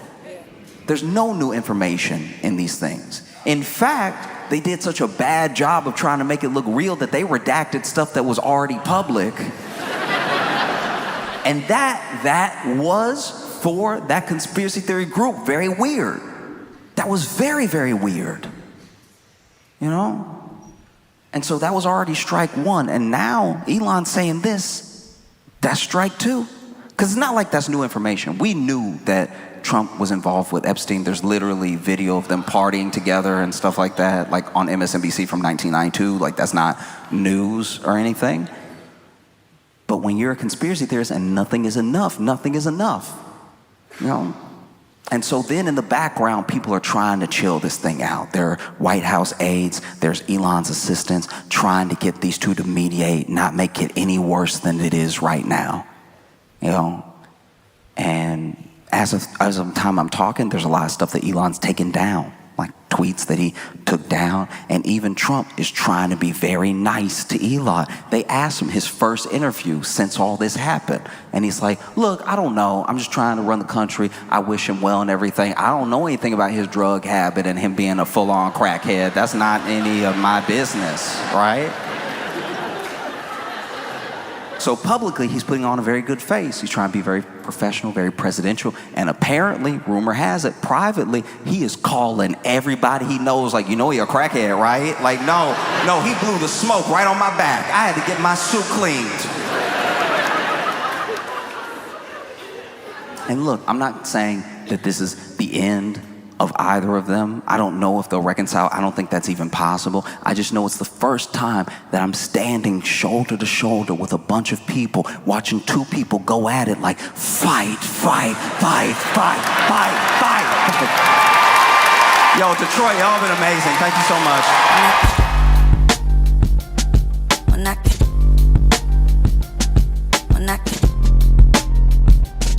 Mira.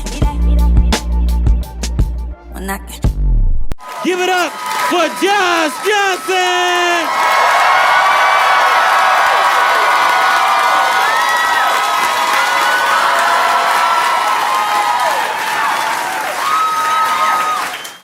I don't know. Maybe y'all saw. Maybe you didn't see. People can only watch so much news, you know. But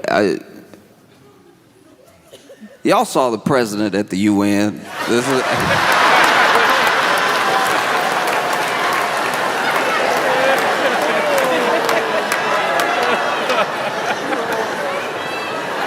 I didn't see everything as it was happening. I heard about some stuff later, right? So then I got a text message from my friend. They were like, "Oh, did you see what happened at the UN?" I'm like, "No, I didn't see what happened at the UN." And they explained to me that, you know, he was getting on escalator, and then the escalator stopped. Now, I thought at the time, I thought it was going very differently. I thought the escalator stopped on like a down escalator. That would have been a big deal. Imagine you on escalator. You have belief. You get on a down escalator, you're like, all right, this is gonna take me where I need to go. No need for a seatbelt. If that thing just stops, the momentum, whoa! Now the president's falling down the steps. So I thought that's what happened. Then I watched the video and I saw that he just walked up to the escalator, stepped on the escalator, and the escalator broke.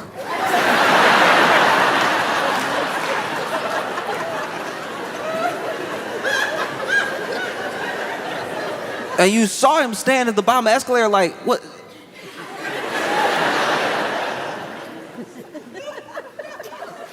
And Melania didn't miss a beat. She just started walking up the escalator. And so there were people that were like, this was sabotage. UN needs to be investigated. Somebody needs to be arrested, right? But then he made it up the escalator / stairs. And he went to speak to the UN. Went to speech for the whole of the UN. He's standing here, UN over there. And as soon as he goes to start, the teleprompter broke. We know the teleprompter broke because he told us. As soon as he walked up, he told us, teleprompter broke.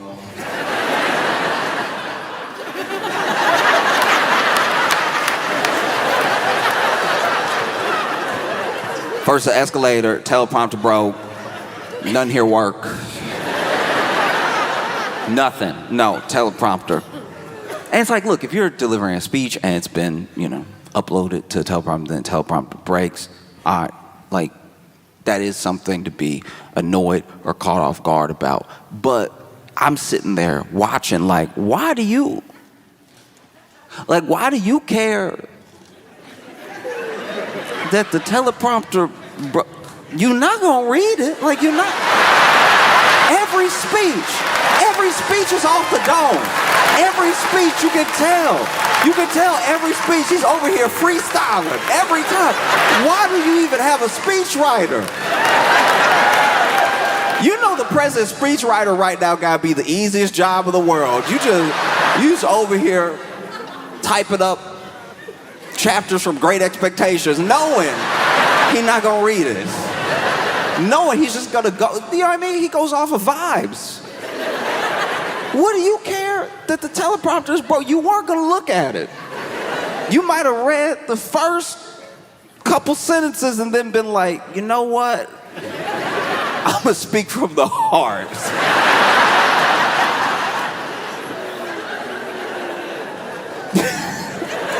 And so the teleprompter broke it, And so he's like, I guess I'll just have to. Which was also wild because the speech was printed out in front of him.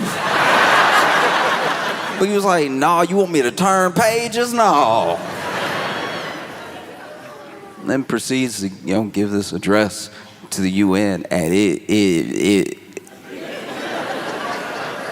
depending on who you talk to,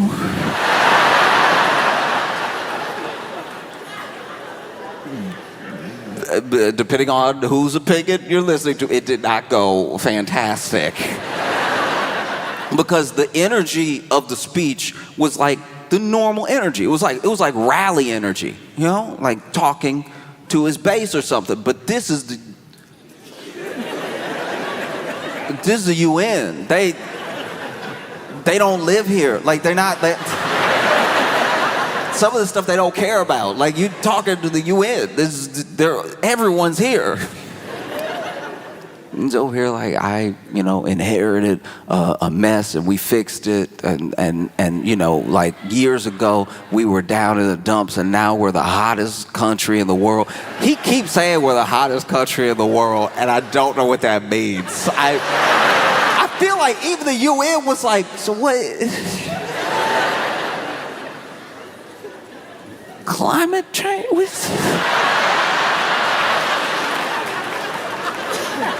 What does it mean, the hottest? This is also wild because, like, you talking to other countries right now. Why are you dunking on them right now? Then dude's over here. I ended, like, 7 wars. And it's just funny because, like, everybody he talking about is there.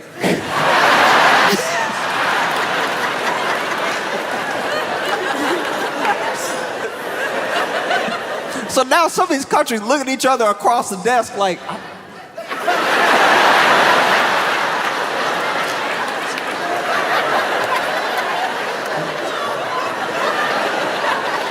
I don't know. I didn't even, what did I say?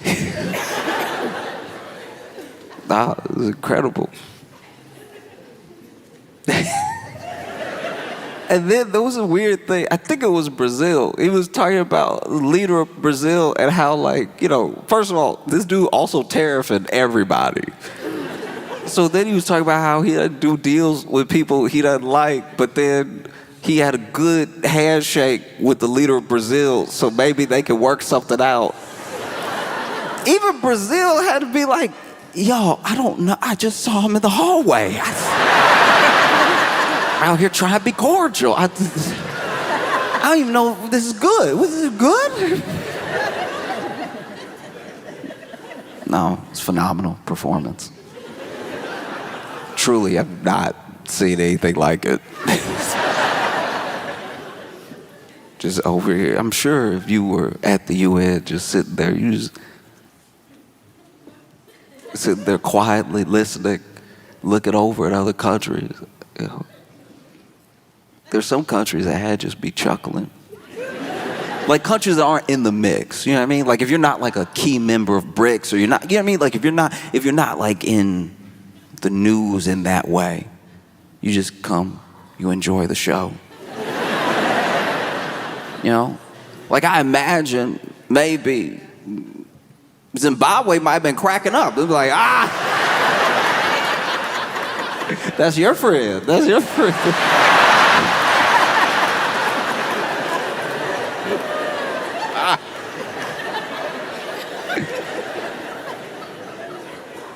But that wasn't the only incredible performance. That wasn't the only press conference. Because they held a press conference because they found it. They found it. They nailed it down. They found the cause. That's what they said. No one gathered everybody together, got the press conference going on. Looked like it was in the Oval Office. Yeah. And they were gonna talk about the causes that they had found, the root cause of autism. This is what they said. And so, they walk in and you had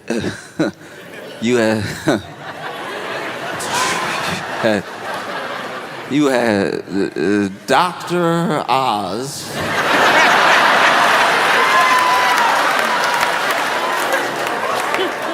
Dr. Osmosis himself. You know Dr. Ozymandias. Like, Dr. Oz is standing there. And like, why?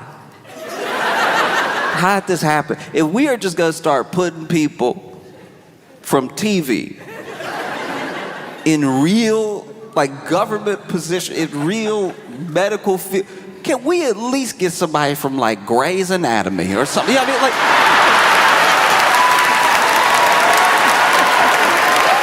if we are already not being serious, can we not be serious better?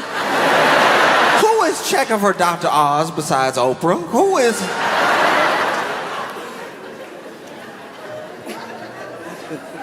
He's standing there, doesn't even really look that healthy himself.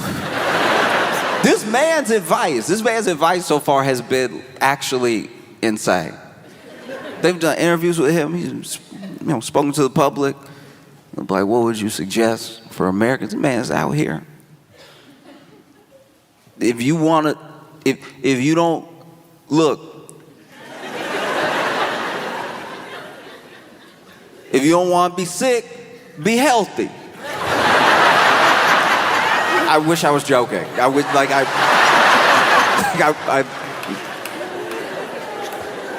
can barely take credit for that one. I changed like 2 words.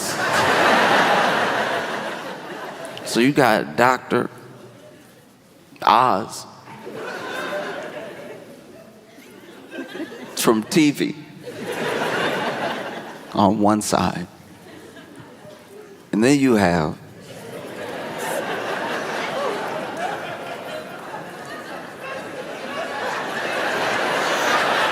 y'all know who he is. And then you have RFK Jr. on the other side, looking odder than usual. If y'all saw it, you know what I'm talking about.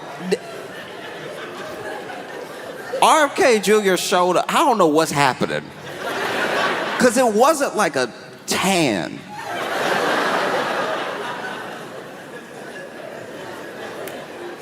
Like, he looked like a bruised blueberry. Like, he looked wild, and nobody addressing it. Nobody saying anything. The president over here just trying to not use his peripheral vision.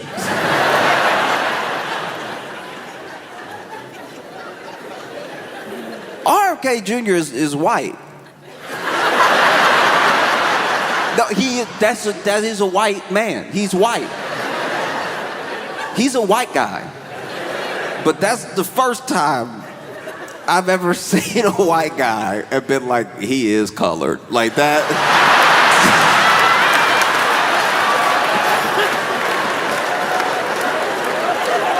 Yo, my man, what is happening?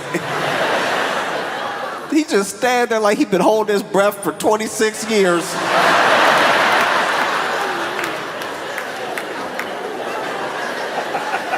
This is very bad.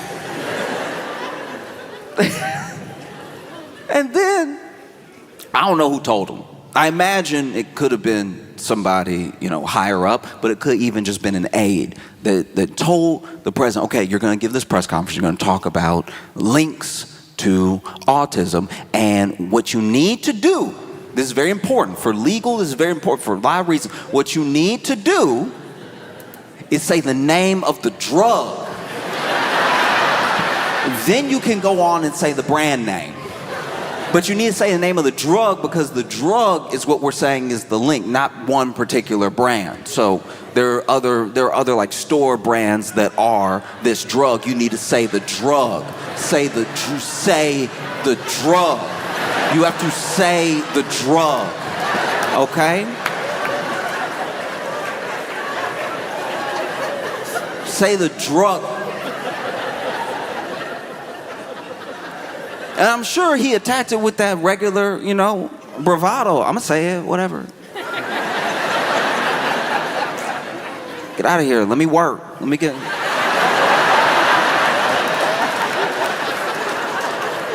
in the zone, all right? I got you in my ear. I got him over here being purple. Let me work.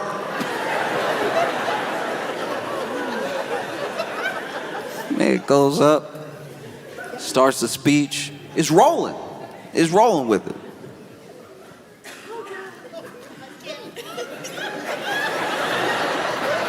And then he hit a more than 8-letter word.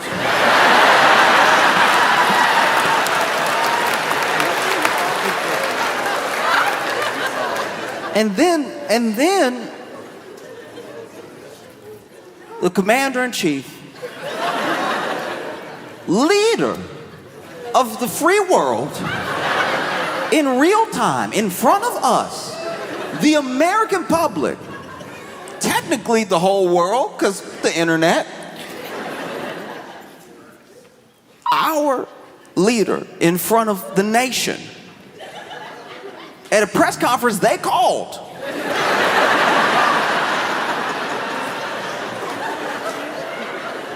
Our leader in real time sounded it out.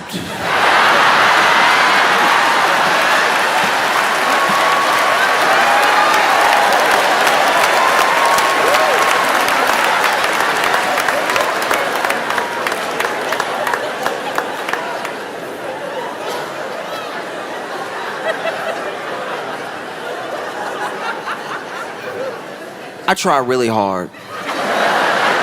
No matter who somebody is, no matter the background, no matter the situation, really treat people like equals, not like look at people a certain type of way. We all struggle. We all have our different strengths and weaknesses and everything. But I'm just going to go out on a limb and say it. If you are 80 and you haven't attacked a word before, maybe it's just not a word you ever going to get. Like if you... It's late. It's late for him to be sounding out new words.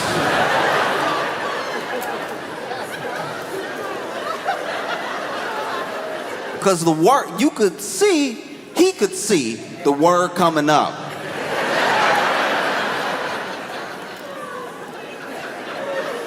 And sounded it out confidently, too. Just over here,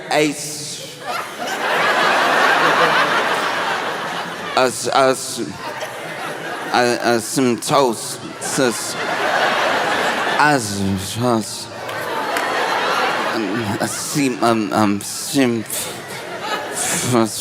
and it's not like it was in the mic. You couldn't hear it into the mic, but you could tell Dr. Oz was standing there trying to do hard ventriloquism. Just...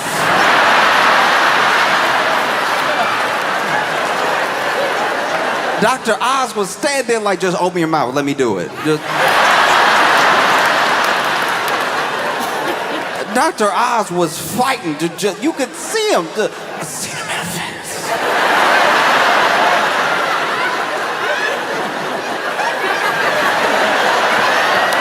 I see him in the face.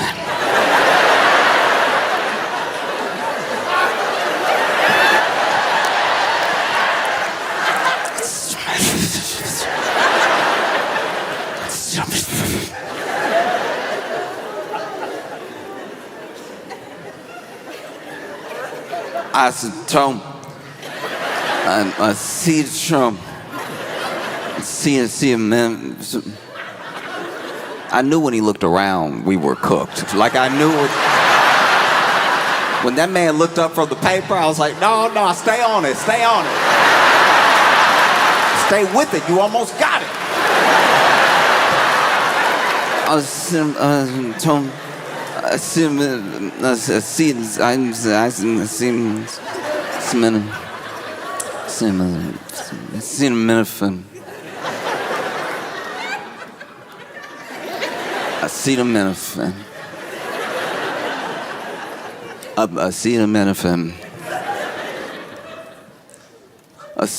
Tylenol, and like that.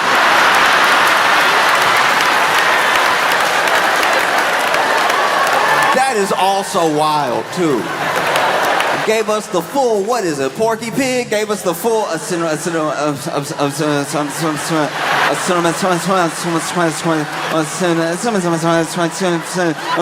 Tylenol. And he was hitting those T's, that Tylenol, extra hard. He was getting his payback with those T's. Tylenol, don't take that Tylenol. When y'all see Tylenol,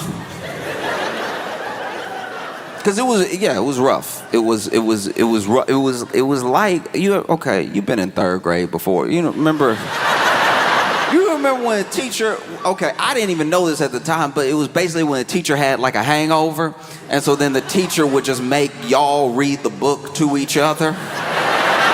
At the time, I really thought it was about learning, and now that I'm grown enough to have friends that are teachers, I'm like, no, you had a bender. That's what this is.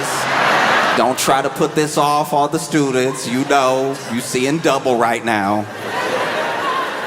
And so it would be, your turn would be coming up, and you would somebody would be reading over here, and you start counting people and counting paragraphs. And then you read ahead a little bit so that when it's your time to read your paragraph, you're reading your paragraph all fast and everything. People can't even retain the information. Then, there'd always be that one kid.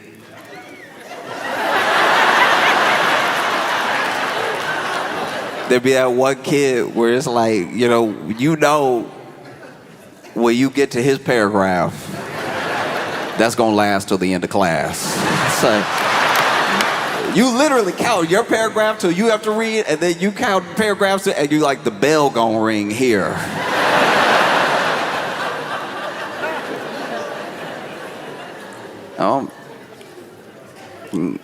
Sometimes to be a kid, everybody learns differently. We all have different abilities, and you do your best to be as patient as possible. I remember, I had one kid in my class that we would do that, and then his paragraph be coming up, and as soon as his paragraph start, everybody's like,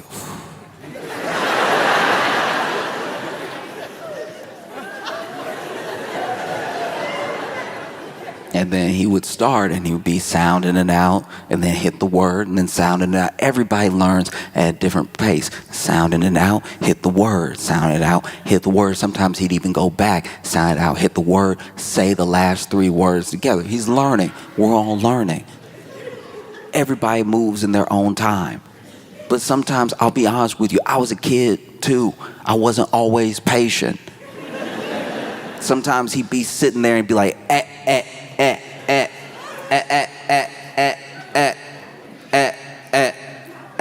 and I'd be like, A, it's A, it's A, it's A, it's A. You already hit it. It's A, it's A. There's nothing left to do. It's A, it's A.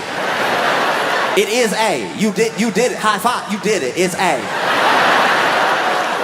It's only A.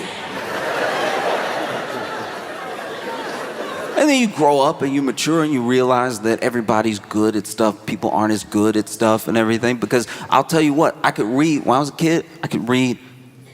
Very good at reading. My math wasn't great. So then when it came to math, it was me who was like a little bit behind all the time. Especially when we got to like algebra. Because I could like, factor a little bit. I understood denominators and stuff like that. Like I felt like I was keeping up and everything. But when we hit algebra, all of a sudden the tables were turned. This is why you have to be as patient with people as you want them to be with you. Because I'm sitting there. And for the first time, there's letters. There's letters in the math problem, but I'm sitting over here like,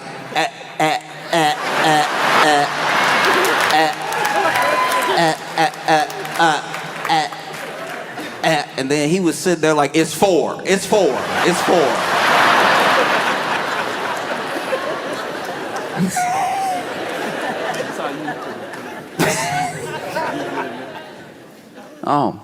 And so, he's over there. He went ahead and dunked on that acetaminophen, and then went ahead and started saying Tylenol, started describing to the people things that were not on the paper in front of him. Which is why you definitely shouldn't be upset when the teleprompter doesn't work. You know this is what you're gonna do. This man was just throwing out all types of wild claims. This dude was like, hey, look, The Amish?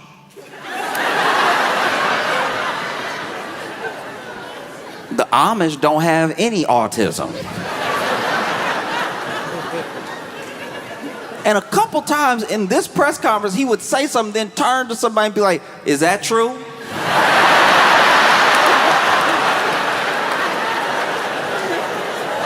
But man, no, it's all on the paper. They put it all on the paper.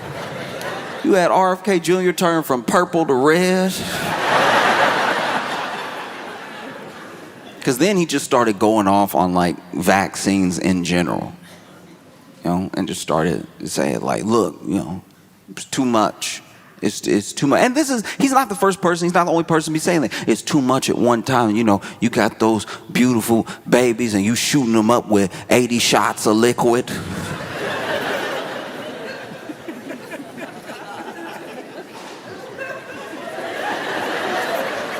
The thing that stuck out to me about the liquid thing is that you could tell he wanted to say juice. You could tell he's like, they put too much juice in them babies. Nobody need all that vaccine juice.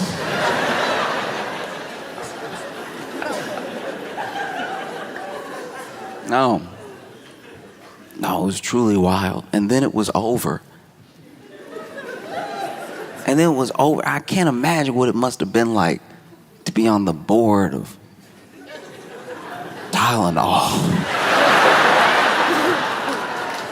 If you're on the board of Tylenol watching this press conference, you over here probably on a whole roller coaster of emotions. Like, at first you'd be sweating because they had let it slip several times that this is basically what the topic was going to be and what was going to be said. It had been like, you know, pieced out, little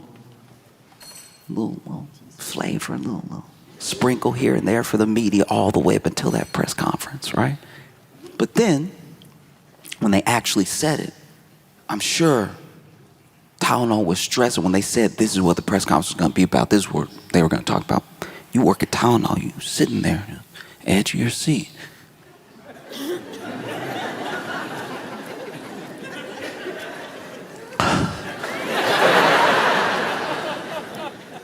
And then he goes to say the name of the drug, and you're probably like, this might not be that bad for us, honestly. Like, he almost said a cinnamon. We might be in the clear here. All we gotta do is come out with a label, no cinnamon in our product. We'll be fine. And then he says your brand name. Then he says your brand name over and over again, and now you're like, that's not good. That one came out perfectly. And then he talks about the Amish, and you're like, I guess if people watch the whole thing, they'll be confused enough to not know if they should take it or not. Because my thing is, look, why have such an unforced error? You know what I mean? Go ahead. You already got Caroline Levitt talking to the media all the time. Get her out there to start the thing. Get her to say the name of the drug and then walk off. Then you can go and just go off your vibes and everything. You had two people on either side of you that probably say the name of the drug all the time. Don't let him, but let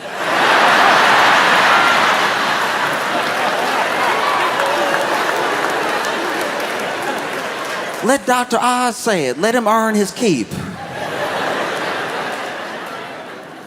No, he over here supposed to be a doctor, got the shortest name I've ever seen. Because I do my best to be up on the news, but I don't always want to talk about, politics and stuff. Sometimes there's stuff that happens that has nothing to do with anything political, and it just warms your heart to see it. You'll see a news story that captivates you, and it doesn't take you into like any sort of polarized position, Like I saw this South Carolina teacher that got arrested for using fart spray on the students as a punishment.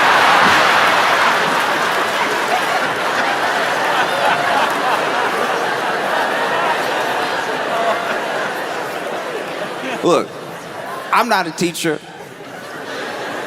I come from like a family of teachers, people that work in education. And like kids have always and will always drive adults insane. It's like part of the bargain that we have. Is part of the truce, you know? It's like y'all won't do a Lord of the Flies. Y'all just be bad in school and we'll pay the bills. And like, I can't imagine what it's like to teach, especially now. You have kids who genuinely, because of like lockdown and COVID and stuff like that, missed out on little pieces. You have adults now who missed out on like a full college experience. You also have little kids who missed out on having their friends over and, being able to socialize at a very specific point in their life. So everybody's been like knocked off their kilter a little bit by COVID and by lockdown, not being able to just be with each other. That's just, a fact.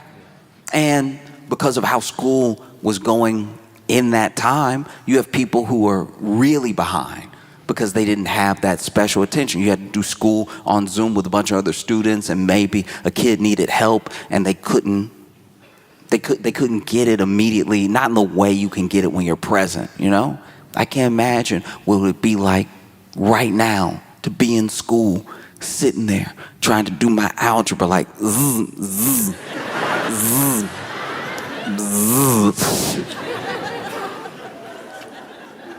And so then the kids come back to school and, some of them are excited to see their friends. Some of them are still trying to learn how to socialize. Some of them, maybe aren't as effective as others. But kids will be kids. Kids will be loud. They won't listen, all that stuff. And then what do you do if you're a teacher? You got teachers out here fighting for their lives just to try to teach you some English.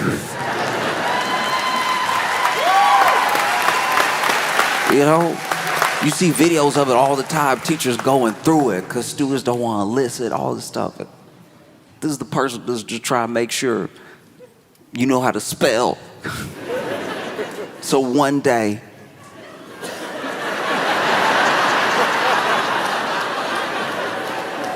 if you make it all the way to the White House and you have to address the nation, you won't be like, cinematosis. And so if you're a teacher, you know what I mean? What do? Like my teachers used to yell. Teachers yell. It happens. Hey, stop! And you can tell. There's a certain yell, especially when you got like a male teacher. There's a certain yell that you can tell you broke him because his voice cracked. You know what I mean? Like if he's like, hey, hey, y'all, chill out, right? And he's had enough of it, and maybe you're the first period of the day. You know what I mean? Y'all being a little loud. Hey, listen up, right? Something happened at about 5th period and on, where if you really got him at his wits' end, he'd be like, hey!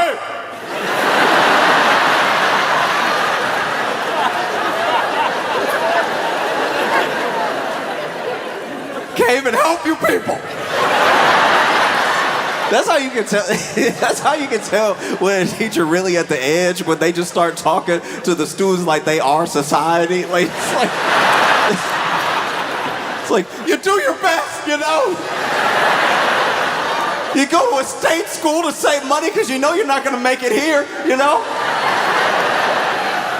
got a passion for Spanish, so you try to teach it to you knuckleheads. Just truly, teacher ready to cry.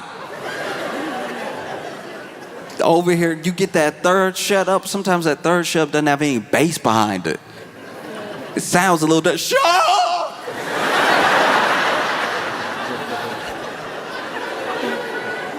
Leaning against the board. I don't know what to do. And so what do? You know what I mean? Yelling doesn't work. You can't hit them. Somebody came up with a plan. Somebody was like, all right, y'all don't respect me? Okay, y'all don't respect me? You will respect this.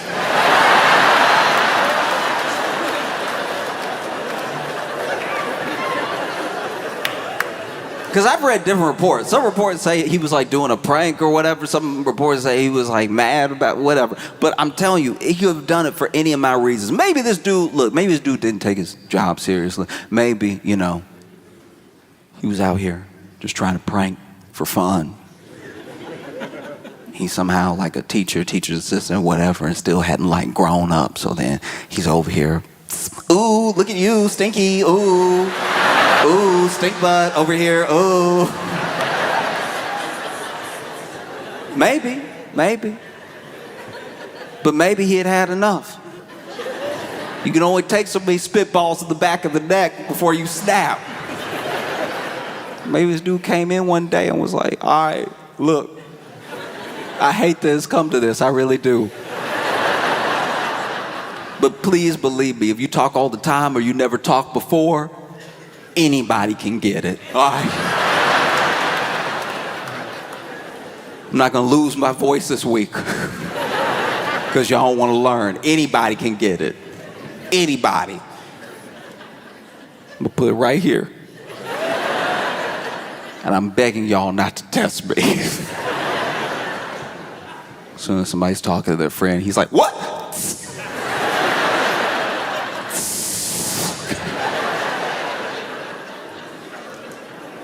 He must have been brandishing it. He must have been wielding it because apparently, like, from what I read, like 100 parents complained or something.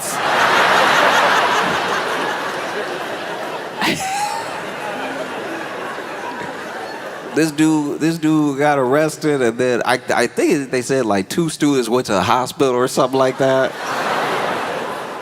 And I'm sure you over there in interrogation tried to defend yourself. They should have thought about that asthma when they were doing all that talking, all right? How do we know it was a spray? What if it was that talking that caused the asthma attack? Over here, mouth moving 100 miles a minute. I'm trying to teach something.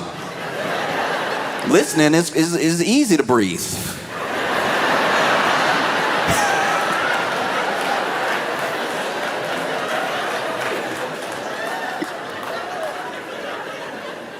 Because I wonder how much he must have done it. You know what I mean? Was it just off of anything? Just one little noise? Huh?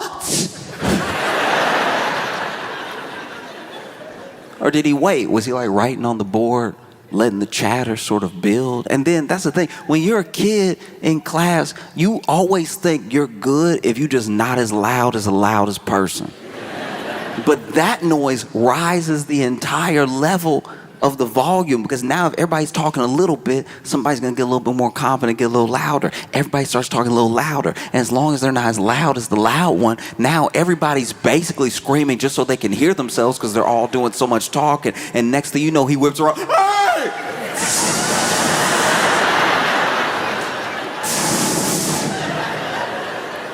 Y'all gonna learn today.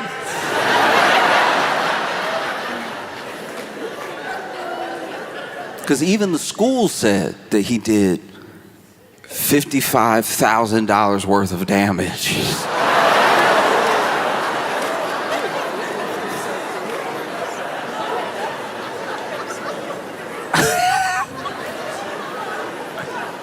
How? It must just be in the walls now. When